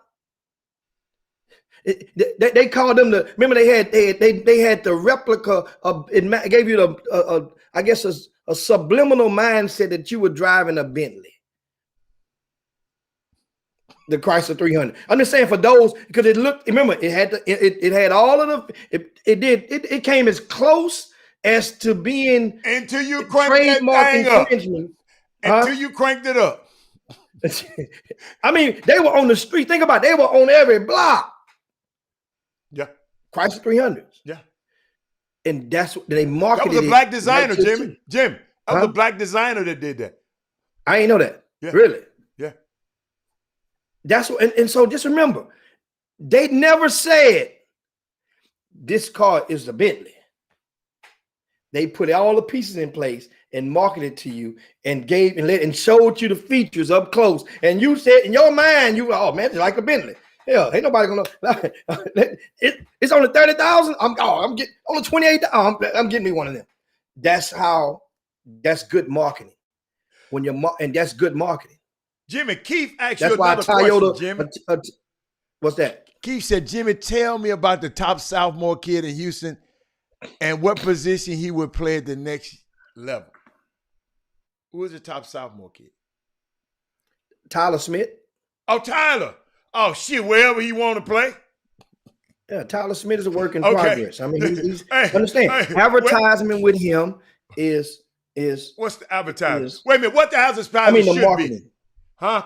Well, the marketing with Tyler, yeah, would be number one. You would go and saying that he's still figuring it out. He's long, plenty of upside, and you look at him as he's a lefty, and if he can hit the long ball, just finding his space, his comfort zone, because in his high school, he has to play closer to the rim. Right. He has to.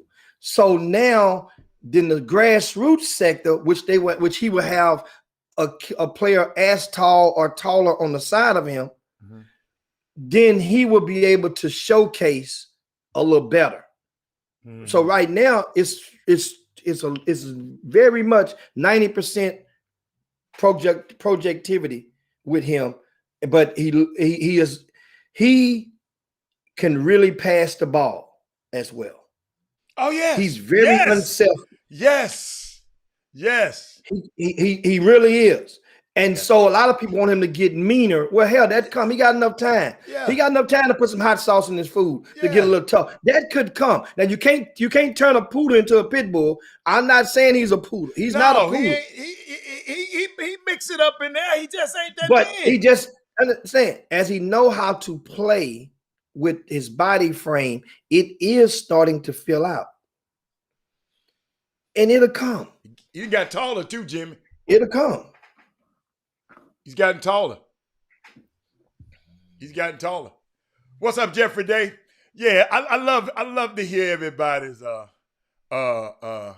opinion. Somebody said thank you. Wait a minute. Stop marketing Peter McKee from Hastings and Ferg from Side Park as just scorers. College do not need this. Anthony Favre, y'all. This is not mine. He said let that be their plus. Market their ability to guard 1 through 4 positions in college due to their length, strength, and size. Jake Arnold recruitment picked up when Doug and the other writers started talking about. Yeah, okay, all right. 5 up, okay. What you got to say about that, Jimmy? Jimmy, you the marketing guru. The level of which both of them will more than likely be going and playing right out of high school. That level, you can market them as whatever you want marketing to be. That's the Division I, the D1 quest, which both of them are likely to fall short of at this point. So yes, if this was D1 in a regular year, yeah, you could market the other stuff and put other stuff into the equation, but they're not going D1. It's not right now out of high school. See, some people, that's why, remember I use that term out. I told you, let's start adding words right now. See, they're not going D1 right now. Right. Because that way, what happens is people go back and they'll wait 2-3 years later. Kid go to JUCO, transfer to another JUCO, go to this. Now suddenly end up at a Division I. And hey, he said he wasn't gonna play Division I. Come on, man. I'm talking about right now, out of high school. Right now. So there are plenty of colleges that will take both of them, even just being marketed as a school. Right now. There are plenty of them. Plenty of them. Yeah. And so that's the, it's guys, the conversation is great. I mean, just keep them rolling, keep the comments rolling.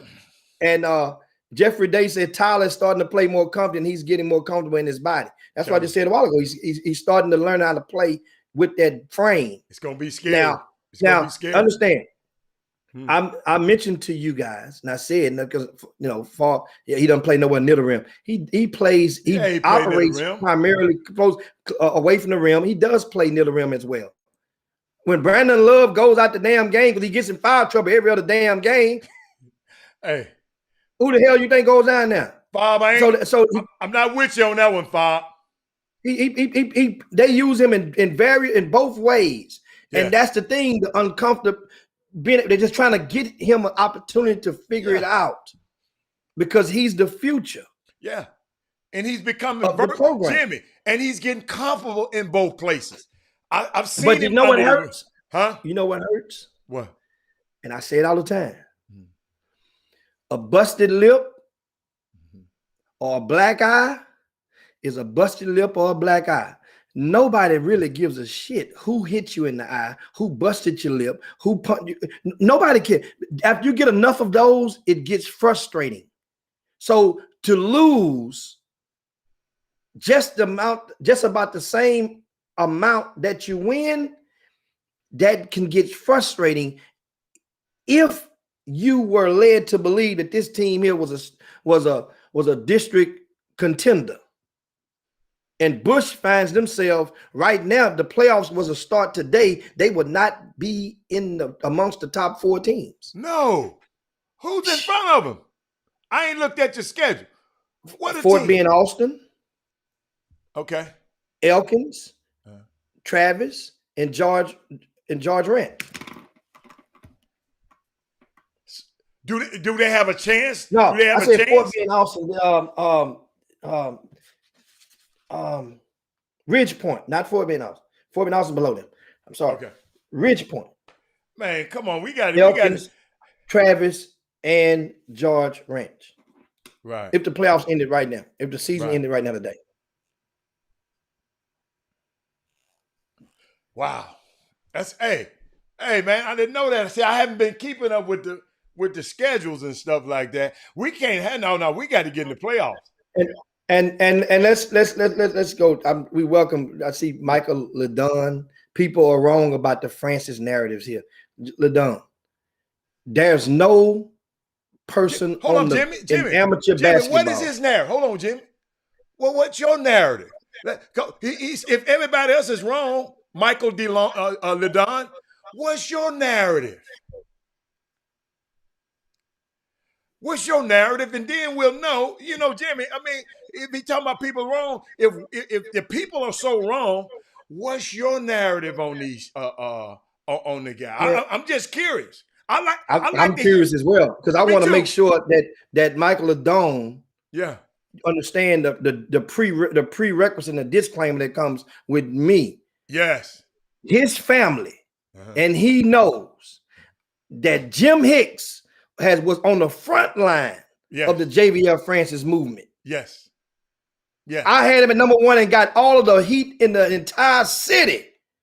What the hell he doing number 1? He can't score. I say defense first. Look at him, defense first, and that's the thing. He gonna protect the rim. He gonna get it. Then he went summer basketball and played on that JL3 team, and they didn't bust a grape with 2 different coaches. Still, he was still up there number 1. Down with him. So the narrative, I'm saying that it makes our city sour like milk. If a guy that we have at number 1 go and can't crack the rotation at any fucking school around the country. That's the narrative I'm talking about. We need our big dogs go off the porch. That's what I'm saying. And it ain't his fault. No. It ain't the family's fault. It's just that he got robbed to a degree of a summer to display, and that was a thing. And he had to do that school that he was at. He didn't understand. At Westbury Christian, they had already told them to cancel any trip that you have to stay overnight. So that messed up their entire schedule. He had no choice but to go. So the opportunity was there. You took a gamble on the opportunity. The opportunity was there. So I'm not mad at him on that. And the family on that. No. I mean, it's just, I think, I'm just trying to see people are wrong by the narrative. You said something key, Jimmy. And I don't care what nobody says something. You said something key. He was the #1 player in this city. This city, hey, y'all, Jimmy happens to be the don or the mouthpiece of this city to the people around the country. Y'all, yeah, I don't know what y'all do. For over 20 years, he's been there. So, and y'all know I hate to be on this side, but I got to get this right. I got to get this fair. All he said was a minute ago. He said, when the #1 player that I have ranked in my city, when he goes somewhere else off the porch, he got to be, I expect him to be a dog. Or I would want for him to be a guy that's, so that means all those other guys up there are better. Jimmy, this is what he's telling me. All those other guys up there on Mount Ver's team are better than every guy we got in Houston and in that class. I mean, y'all got to help me with this, DeLong. I mean, see, I hope you might have just got on the show. You didn't get on the right time. But this what Jimmy was saying, because he talked to people around the country. And guess what? Jimmy, what the hell? And he ain't saying this. I know he ain't saying this because he don't want, because some of y'all look, I mean, people be saying it, man. He was the #1 or the #2 player in your city, and he can't come in here and play. He got to come up here and play on the second team. Thank God I'm the one. Thank God I saw the highlight because I was getting worried. So I understand, man. I mean, y'all got to understand. Jimmy got a different perspective. And once I learned that, that's why I'm always on. I don't think his and my ideological don't think the same way. But he looking from a different perch, and he look what they say. He looking with a different set of eyes than you and me, and that's why we got to respect each other's eyes. I mean, I respect Robert Carroll's eyes, Anthony Fobb. He's outrageous, but I respect what he say. Everybody except Clarence Harris. I respect what they say. I'm just messing with you, Clarence Harris. You just give him all time. I had to mess with him. But that's all, Jim. I mean, I just wanted to share that and make that clear because I know we got to get back to what you actually was talking about. And that's all. Yeah. So what's the next subject, man? I know we got something. Yeah, man. And of course, next subject, we shifting gears now. It's 39 minutes past the hour. And we've been grooving. Make sure you take out the time right now. Share the show. If you haven't done so, share the show right now to your timelines. Okay. If you're on the YouTube feed, give us a thumbs up right now. Give us a thumbs up, if you will. Let me see. And if you're on Facebook, let's share it to groups. Let's share it out there, get the word out there, and understand. It's always good convo, good dialogue. Oh yeah, a lot of people that are watching the show on both in both of the boom boom rooms. They're basketball or sports enthusiasts. Obviously, it's a sports talk show.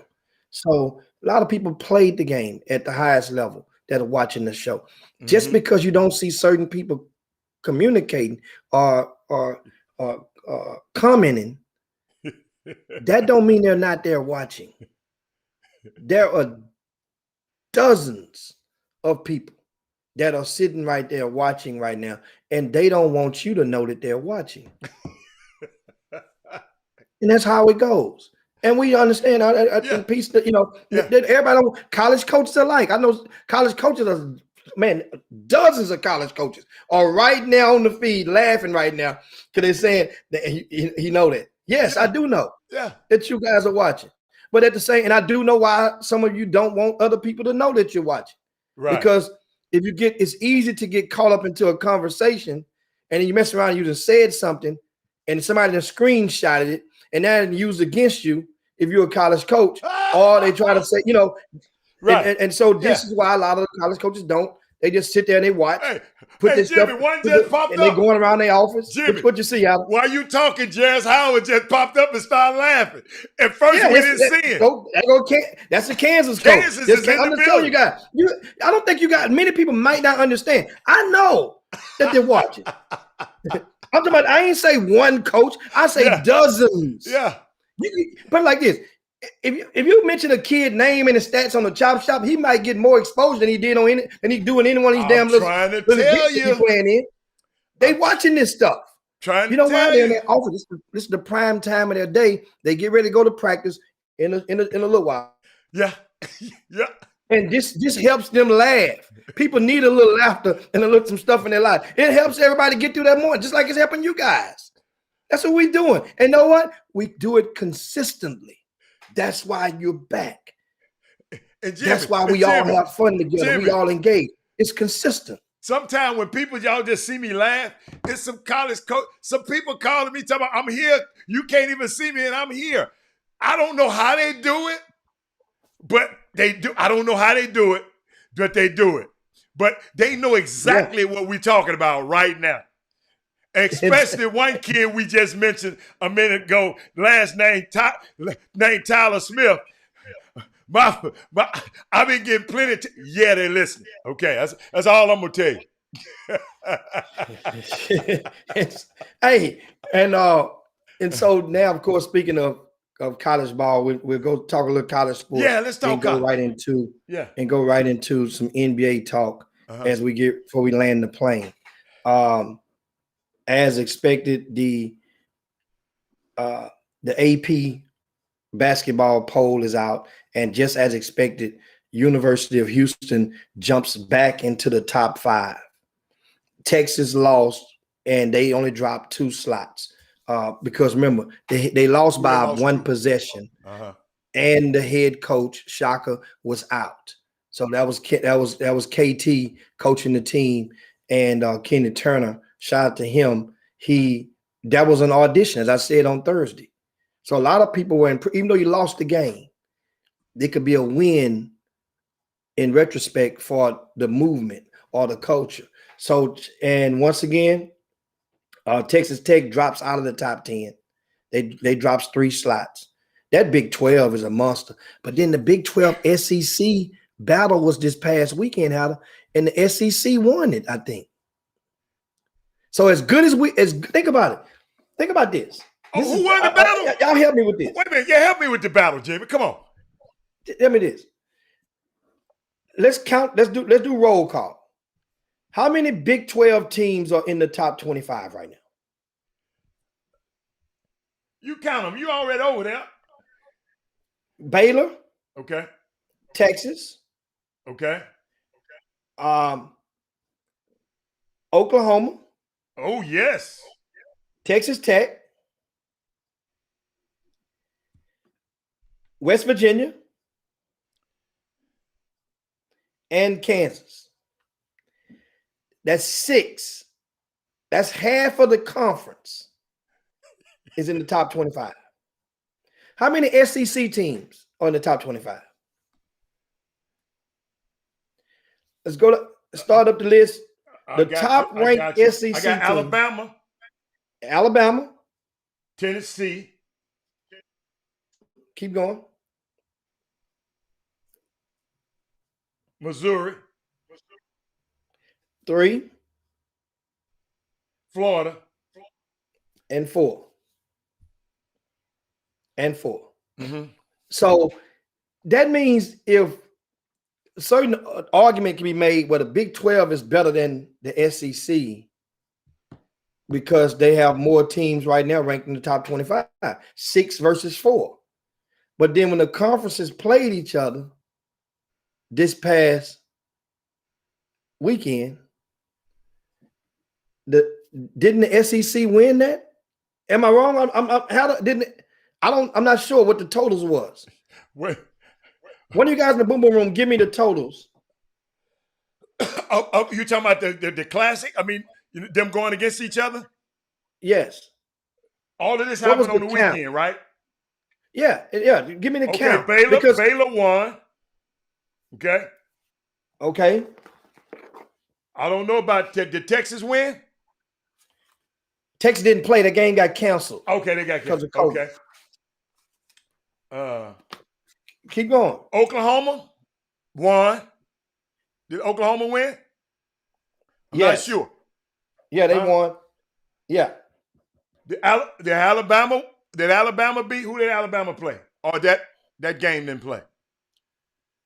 I thought OU played Alabama, I thought. OU beat Alabama? If I'm not yes. mistaken. Yeah. Might be. I didn't hold up, Jimmy. I have all that information with me.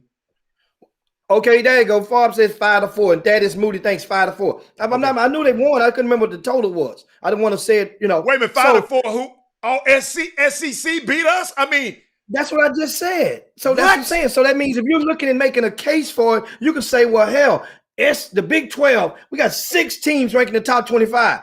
SEC only has 4. Then the SEC can come back and say, well, hell, we played y'all conference head to head and we kicked y'all ass. That was 5-4. Yeah, guess what? Yeah. Guess what? If Texas would have played Kentucky, that was we one. know what Favre was going to be betting on that one. Yeah. Hold up, man. Hold up, y'all got me. Oh, see, I didn't see what Mississippi State beat the brakes off Iowa State. Jimmy, I knew Iowa State wasn't gonna be good. You know when I knew it? When we stop hearing from Drew Parker? No, Jimmy, when they took the little midget that I used to talk about played for Memphis, the little Tyler, the Smith dude, the little Tyler Harris dude to shoot all the damn balls. When they let him come over there and play, I knew Iowa wasn't that good no more. So Tennessee beat Kent. Wait a minute, Jarris. Hold up, man. I didn't look at, see, when Baylor played. Why you doing him like that? Why you doing him like that? Okay, I'm going to skip over that. Come on, man. I like Kansas, man. I like the kid from Tennessee good, man. I like the kid from Denton Geyer. Jalen, RJ's best friend. Wilson. I like him. Wilson. Okay. Oh, hold up, Jimmy. Oklahoma State. Man, I just love that Oklahoma State, man. I just love that boy Cade Cunningham. And you know how I feel about them Baylor Bears. So we only talk about that. Hey, Baylor made I just sit up here and bragged about Sharif Cooper, and they made him look like a mere mortal. I had him talking about like he was Superman. They made him look like Clark Kent the other day. Missouri. Oh, that's the one that shouldn't have happened, Jimmy. They choked that game clean off, didn't they? Yeah. Butter And Virginia lost to Florida.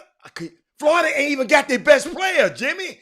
That's the one, Keontae Johnson, who fell out with COVID. I mean, they ain't got it most of the time, so he really, that's how they proceed now. But Texas Tech took care of this bit. Man, I'm glad I'm looking at this. I wasn't paying attention to the challenge. Hey, but still, though, just as much as this crazy. TCU messed that game off. LSU, you can make the same case for LSU. Yeah, LSU messed their game off just as well. So it still was a flip flop. Damn, man, I can't. I'm a Big 12 dude, man. I didn't realize the challenge, Jimmy. I promise you, I did not realize the challenge was going on. And I mean, and that really kept the weekend lit. I'm not gonna lie to you guys. Okay, it kept the weekend lit because I stayed in pretty much all weekend.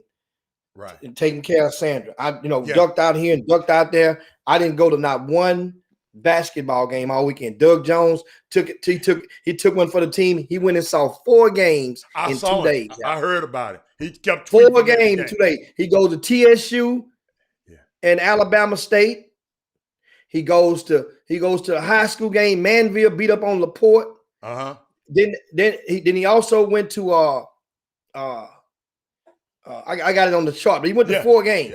Yeah. The U of H game. U of H played, he ain't gonna miss you. Played SMU. And there was another high school game he went to on Friday night. Doug probably got his own parking spot at U of H right now. He over there so damn much. They might well give him his parking spot right up front.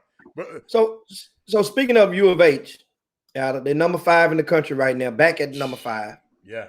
And yesterday's game, they played SMU, beat SMU. I didn't think it would be. They beat it. They I didn't think it would be that bad. Yeah. But 70-48 was the score.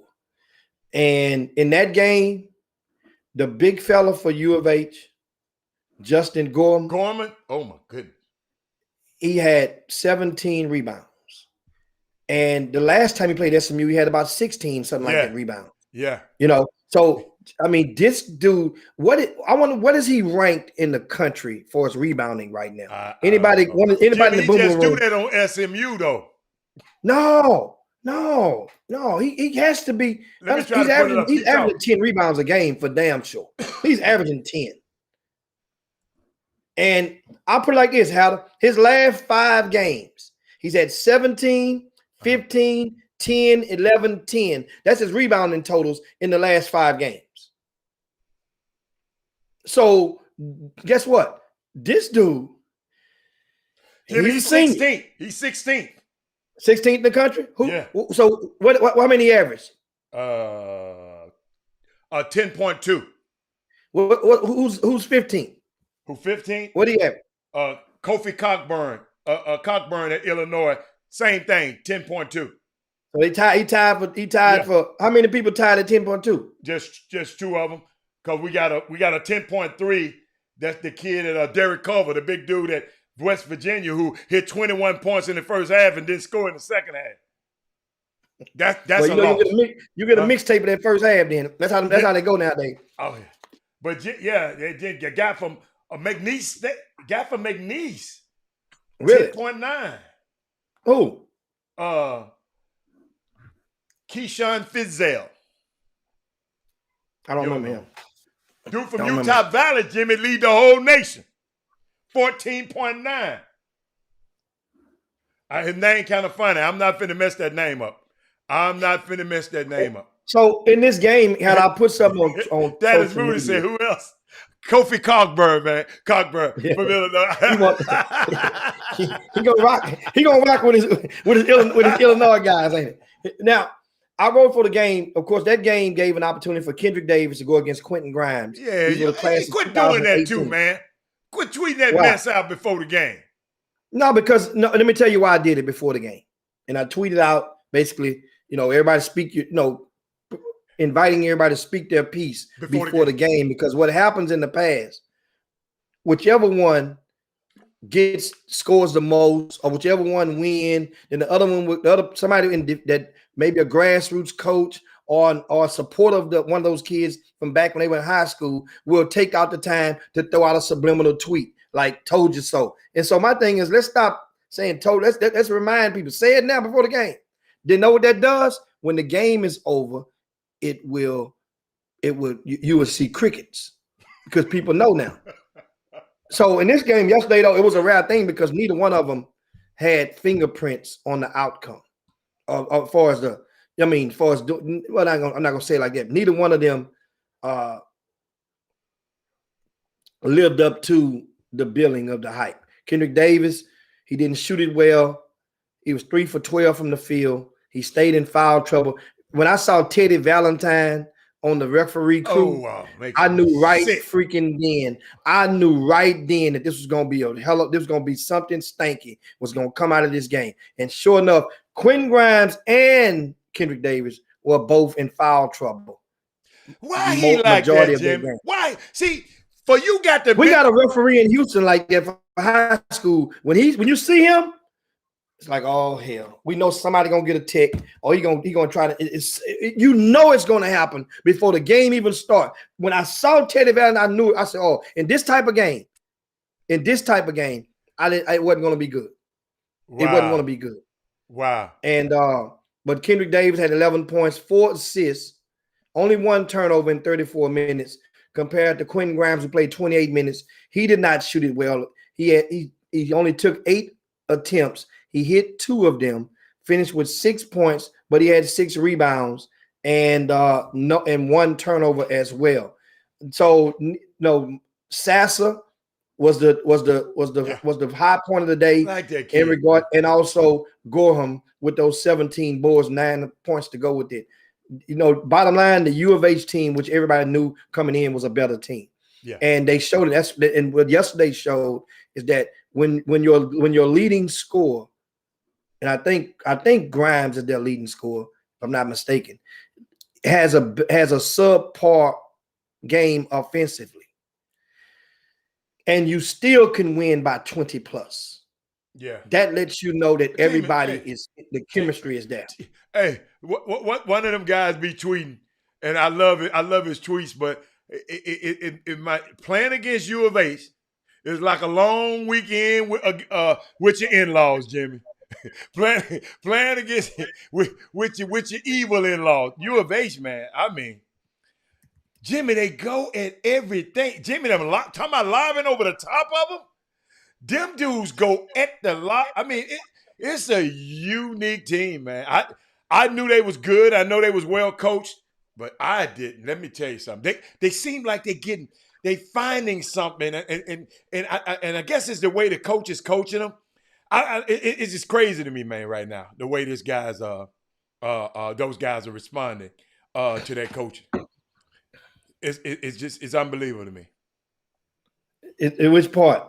The way these kids are responding to him, man. I know how hard this man on this guy. This dude got, hold up, Kevin Sampson and that staff got Tremont Marks loving to play. I don't know how he feel on the inside, but that young man plays the way.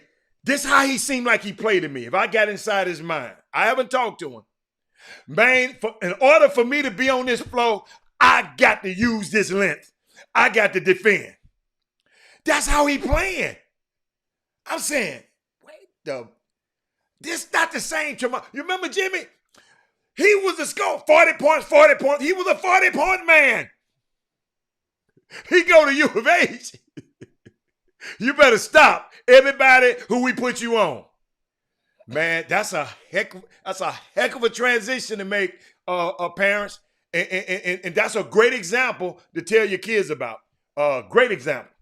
I'm watching him, Jimmy. Oh my God! But it's unbelievable. That's why I had to shout out to Tremont Mark and that coaching staff at U of H. And yeah, I mean, I like watching. Actually, I actually like watching U of H play. Me too. And they really. And the thing about it, Giroux has sacrificed Yes, so damn much. This dude here was a guy that was contemplating putting his name in the draft and leaving last year. Yeah. He's come back and he's realized he's buying in and realizing it's, you know, he's giving opportunities to these other guys that was on the bench up under him last year. Now they're equal. He's treating them as equal to or greater than. Yeah. Here, young fella, eat. Here, young fella, eat. Yeah. Yeah. And guess what? And to the lack of him, when he has a bad game on the offensive end, shooting the ball, they still can win by 20. That's spooky. If Dude, Jerome, I don't know what that man doing over there on Scott and Calhoun, man. I don't know what he doing. Jimmy, he ain't got the 12 stars and the stars and all of them stars. He just got some dudes that come into that school. That's why I'm saying, hey, JVF Francis, oh, y'all take it. I'm finna be what was my man name? Charles Barkley. I guarantee if he come in there and can withstand Kelvin Sampson, they're gonna be a monster in that league and around the country. I'm just telling you. It's crazy. Indeed. Indeed. And you know, we didn't mention Chaney, but yes, Chaney, somebody mentioned Chaney definitely played well, man, yesterday. Chaney has been playing well the last couple of games. He's, you know, remember, he transferred in, all this stuff outside the rotation. Now he's back in the rotation. And that young fella, Tyson, who remember he had about 30 the other game. Yeah. And he's fine. He only played 7 minutes this game. Yes. But he made do of it. He only took 2 3-point attempts. He hit one of them. So that means his minutes is going to probably be on the uptick. And speaking of minutes, Adam, Uh-oh. Speaking of minutes, Uh-oh. and I I promised you guys last week that, and we missed it, that we would briefly talk about, and we only got I 3 thought it's minutes supposed left. to be on Tuesday, but you're gonna do it today. No, remember on Tuesdays when it come out. This is from last week. Okay. You gonna make it quick though, right? Yeah. 'Cause we got to All right, here get you up go. out of here shortly. There you This go. is the college freshman report from last week, right? As how to get he's You putting up there, everything Jim? together like the Soul Train board. And what we focus on right now is the minutes per game. This category right here, and we look at some of the players. And this is what happens. This list goes out weekly to the college coaches around the country. And I had one call me this morning. It was a JUCO coach in particular who had a couple of call me this morning, but one JUCO coach, he referred to the list because now what they're doing is they're looking at players who aren't playing a lot as freshmen, and because normally that might be an opportunity for that kid might want to transfer. And coaches want to be able to get intel that can put them on the front side of the decision. And this is what college coaches do. So guess what? It sucks, but it's true, but it happens. So let's look at some players who aren't playing. And this young man got zeros. That's Clayton Carpenter. If you see this type of like this is not going to be enthusiastic to a college coach or a JUCO coach, because they know what they'll say. This is what they say. If he's at Lamar and he can't get on the court at Lamar, and Lamar is in last place or next to last, then how in the hell is he going to help me if we are in, let's say, first place? Okay. You see how that go? Okay. What's the next? So the next kid we look at, Dalen Hamilton, Klein Forest. He's at Western Michigan. Yeah. Clean across the country. He's playing 7.8 minutes a game. I like him. And that's not, understand. That don't. Now he has size. He's 6'3" ish. Yeah. And athletic. The thing is, athletic. He shoot it. Come from has winning ways. And now you admit Jimmy. And that was his only Division I offer. So that may be enough to keep him in place. Yes. If that was his dream. He had no offers before Western Michigan came. Jimmy, and he might be a kid that haven't adjusted to college yet. He haven't adjusted to the COVID thing yet. I don't know, because he got the physical talent, so it just might be mental. What's the next kid?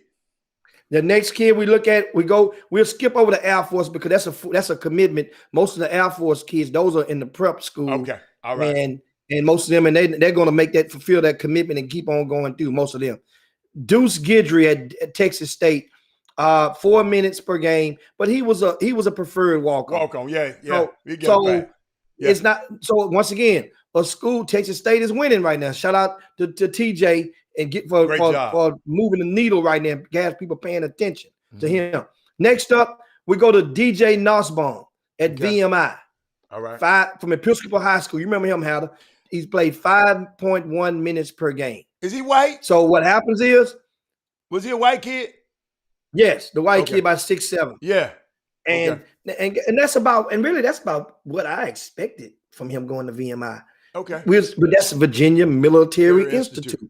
Yeah. That school is like it's a government. It's like a baby at West Point. Yeah. You know? Yes. Yeah. So you're not going there primarily for basketball. Yeah. That's the 40-year plan. Yeah. I really don't see him leaving from there. Okay. What's the next one? Dylan Dawson, 8 minutes a game at Texas State. They're winning 8 minutes a game. 8 is almost 10. That's not bad. You can't mess with him, Jim. I don't think he's going nowhere. Yeah, go past him. Eddie Lampkin at TCU. I expected this for Eddie. I thought Eddie would have redshirted. And he played under the allotted games, Jimmy. So, and then, so I expect this from Eddie. I'm not surprised. I didn't think he was going to play. 3.8 minutes per game. Yeah. And they played him before. Do you think Eddie is going to leave or return? I hope he return. I don't know. I don't talk to him like that, but I hope he return. I think would he hope. comes. I think he comes back. Mhm. I think he's going to sniff around, but I think he comes back. Here's why. Okay. Kevin Samuel is gone like the turkey through the cone. Yes.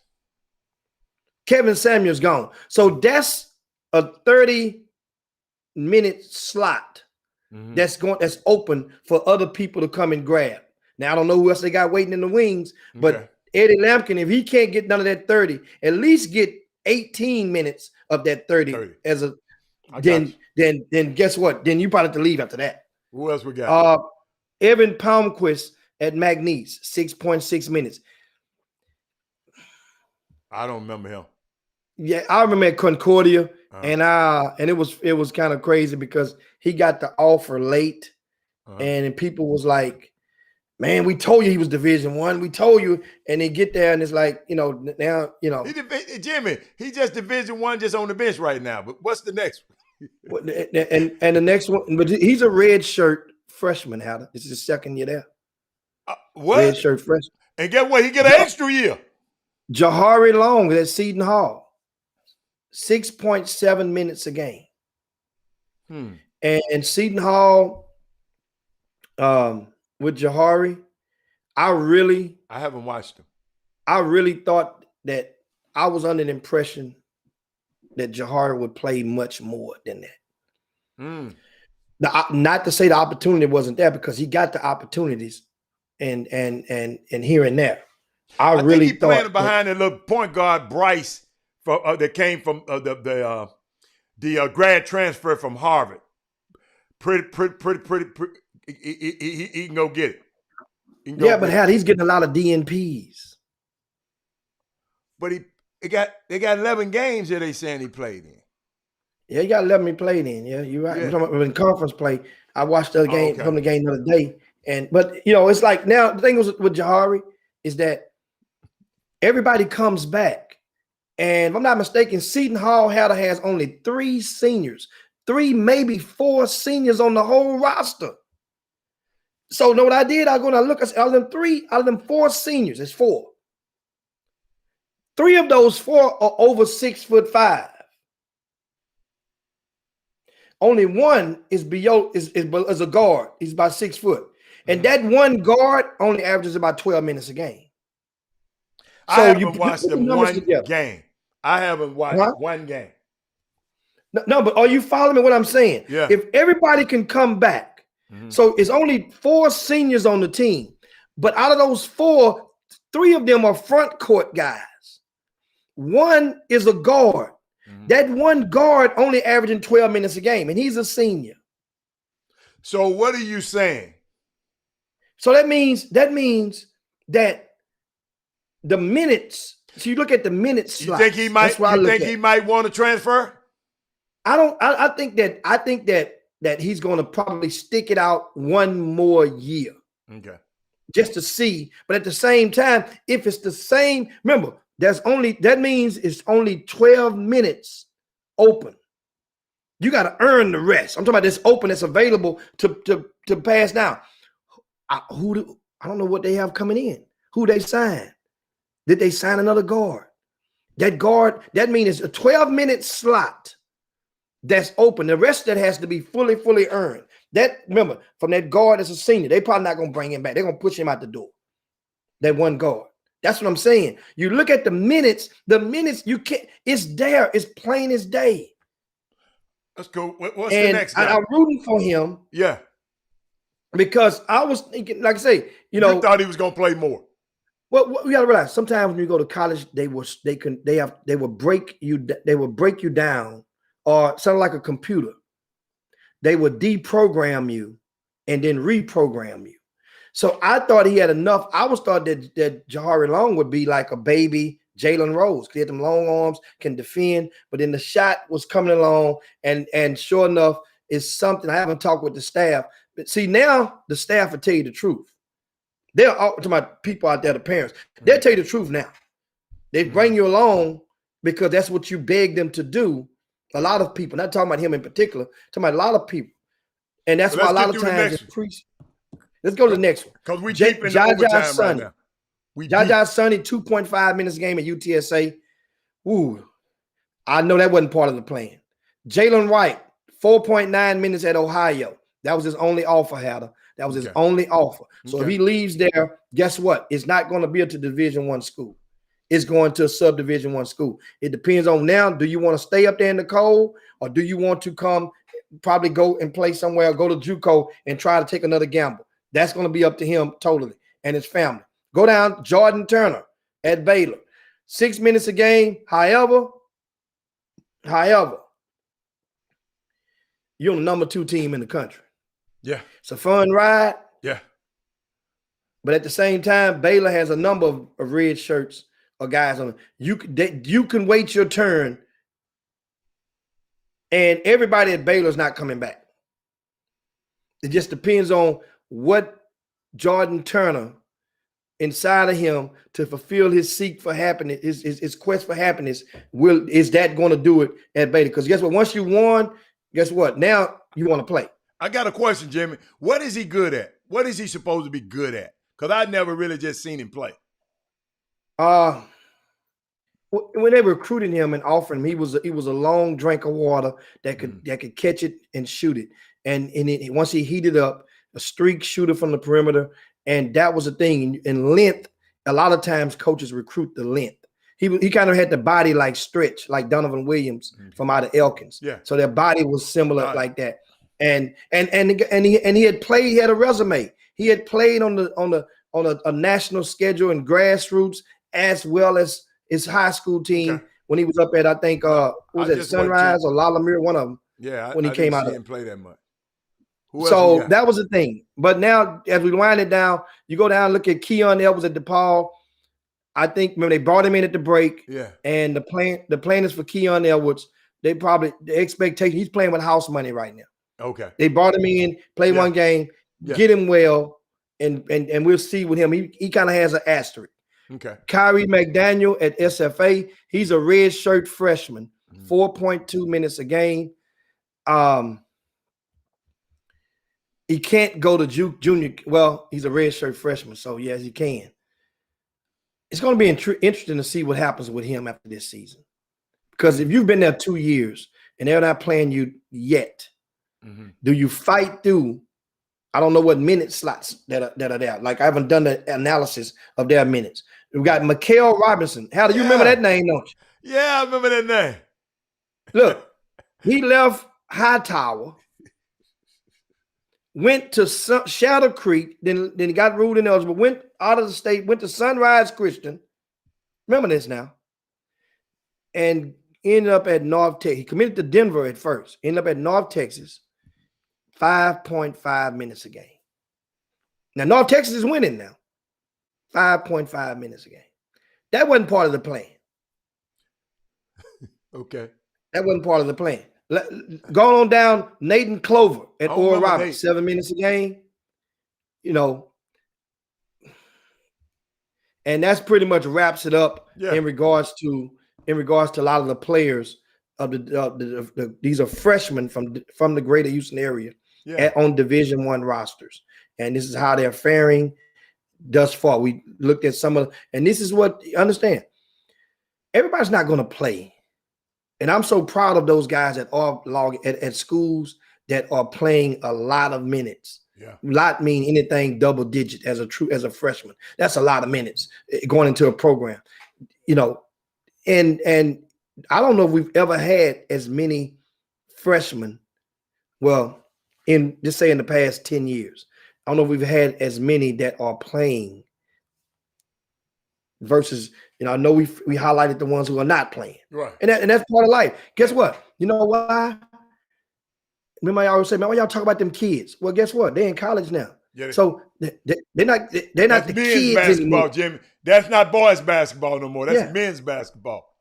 And definitely men's basketball it is. And we definitely, man, once again, I mean, it's good combo, man. We appreciate everything. I mean, I'm glad, Jimmy, I'm glad you see, that's a positive. Now we know. See, and all we doing is giving people when we do stuff like this, parents, you got it. A lot of parents on here got kids who trying to go to college, Jimmy, and they need to know all the sides of it. They need to know that we can't just give it to them the good all the time. We got the ups all the time. We got to give them the sometimes we got to give them the not so up sometimes. So hey, I think it's great.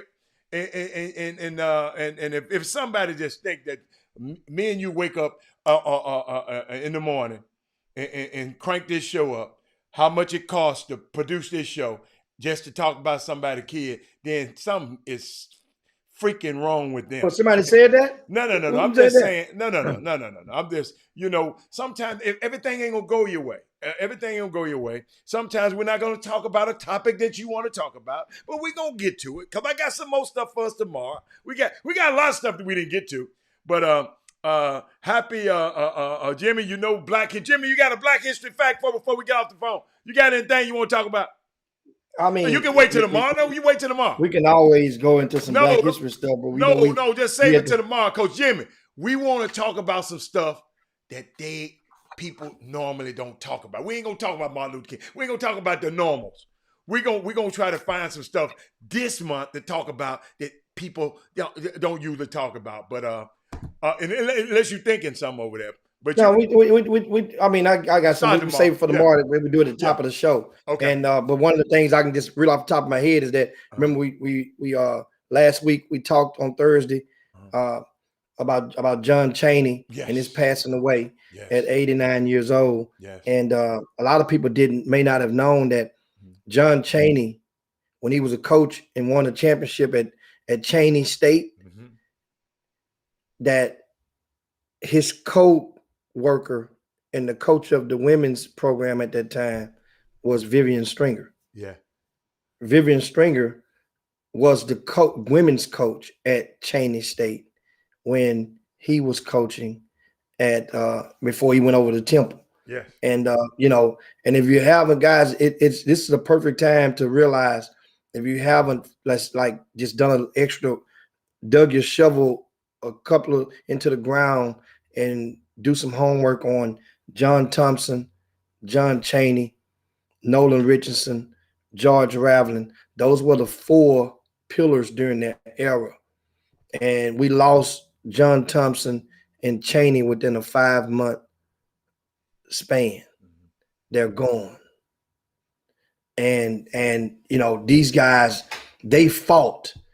Understand, just Google John Chaney, Prop 48. Yeah, that's great right there. Just Google that. And I got some more stuff about him tomorrow. I mean, that's video. Serious stuff. Yeah. Prop 48. This dude was a warrior. Jim. For his community. For these kids. He's a warrior for his young Black players. I'm just telling you. He told Temple, Jimmy, before he came, look here. If I can't bring y'all tell me right now, if I can't bring from my community, if I can't bring them in, y'all got to find y'all another coach. That's what he told Temple. Temple ain't no black school, but Jimmy, people thought it was because but he told them, Jimmy. Just like Georgetown wasn't no black school. Yes. It ain't no black school. Yes. Oh, we got some stuff for you didn't y'all. know no better back in those days. You thought Georgetown was Chocolate City. Now the city had a good fair share. And Philly, yeah. But Jimmy, Eddie Jones, one of my great friends. I was been trying to reach him because I want to talk to him. I want to bring him on the show, but he ain't been answering. Jimmy, he got 2 phones and he ain't answering now one of them. What the hell is wrong with it? Hey, speaking of on the show on tomorrow. Yes. Alan, you didn't is there any way you can queue up that thing? We can go out. No, you didn't send it to me. You just sent me the message. You didn't send me you didn't send me the second part. Oh man. That's all right. But we're gonna do it tomorrow anyway. Man. You wanted to tease them today? Yeah, you didn't see it. Man, they would have loved. Send it to me right quick. Send it to me right quick. Let me see, can I make it happen? I'm trying to see where little fella at. Yeah, you didn't send it to me. I should have said something to you. But you weren't answering my damn text. I text you about 10 times. That's why. No, I wouldn't. I was. I know you had the same. I wasn't in the office. The phone was. Man, there you go.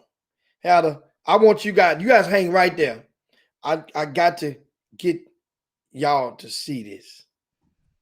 And this young man is a former star basketball player from out of Houston. And he's played around the world. Uh-huh. He's written a book. I love these little stories like this, man. This guy here, he was already had it together, but his story, you know, and his book, you can figure out what it's about. But he's going to join us tomorrow. As Hatters Crew, he's going to join us tomorrow and share his journey. And he was intriguing. Like I say, it was intriguing. Winning program. That team was one of the most watched programs in the world, in the country when he was there. For as a public school, that is.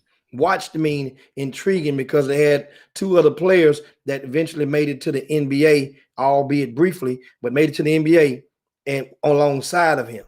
Mm-hmm. And guess what?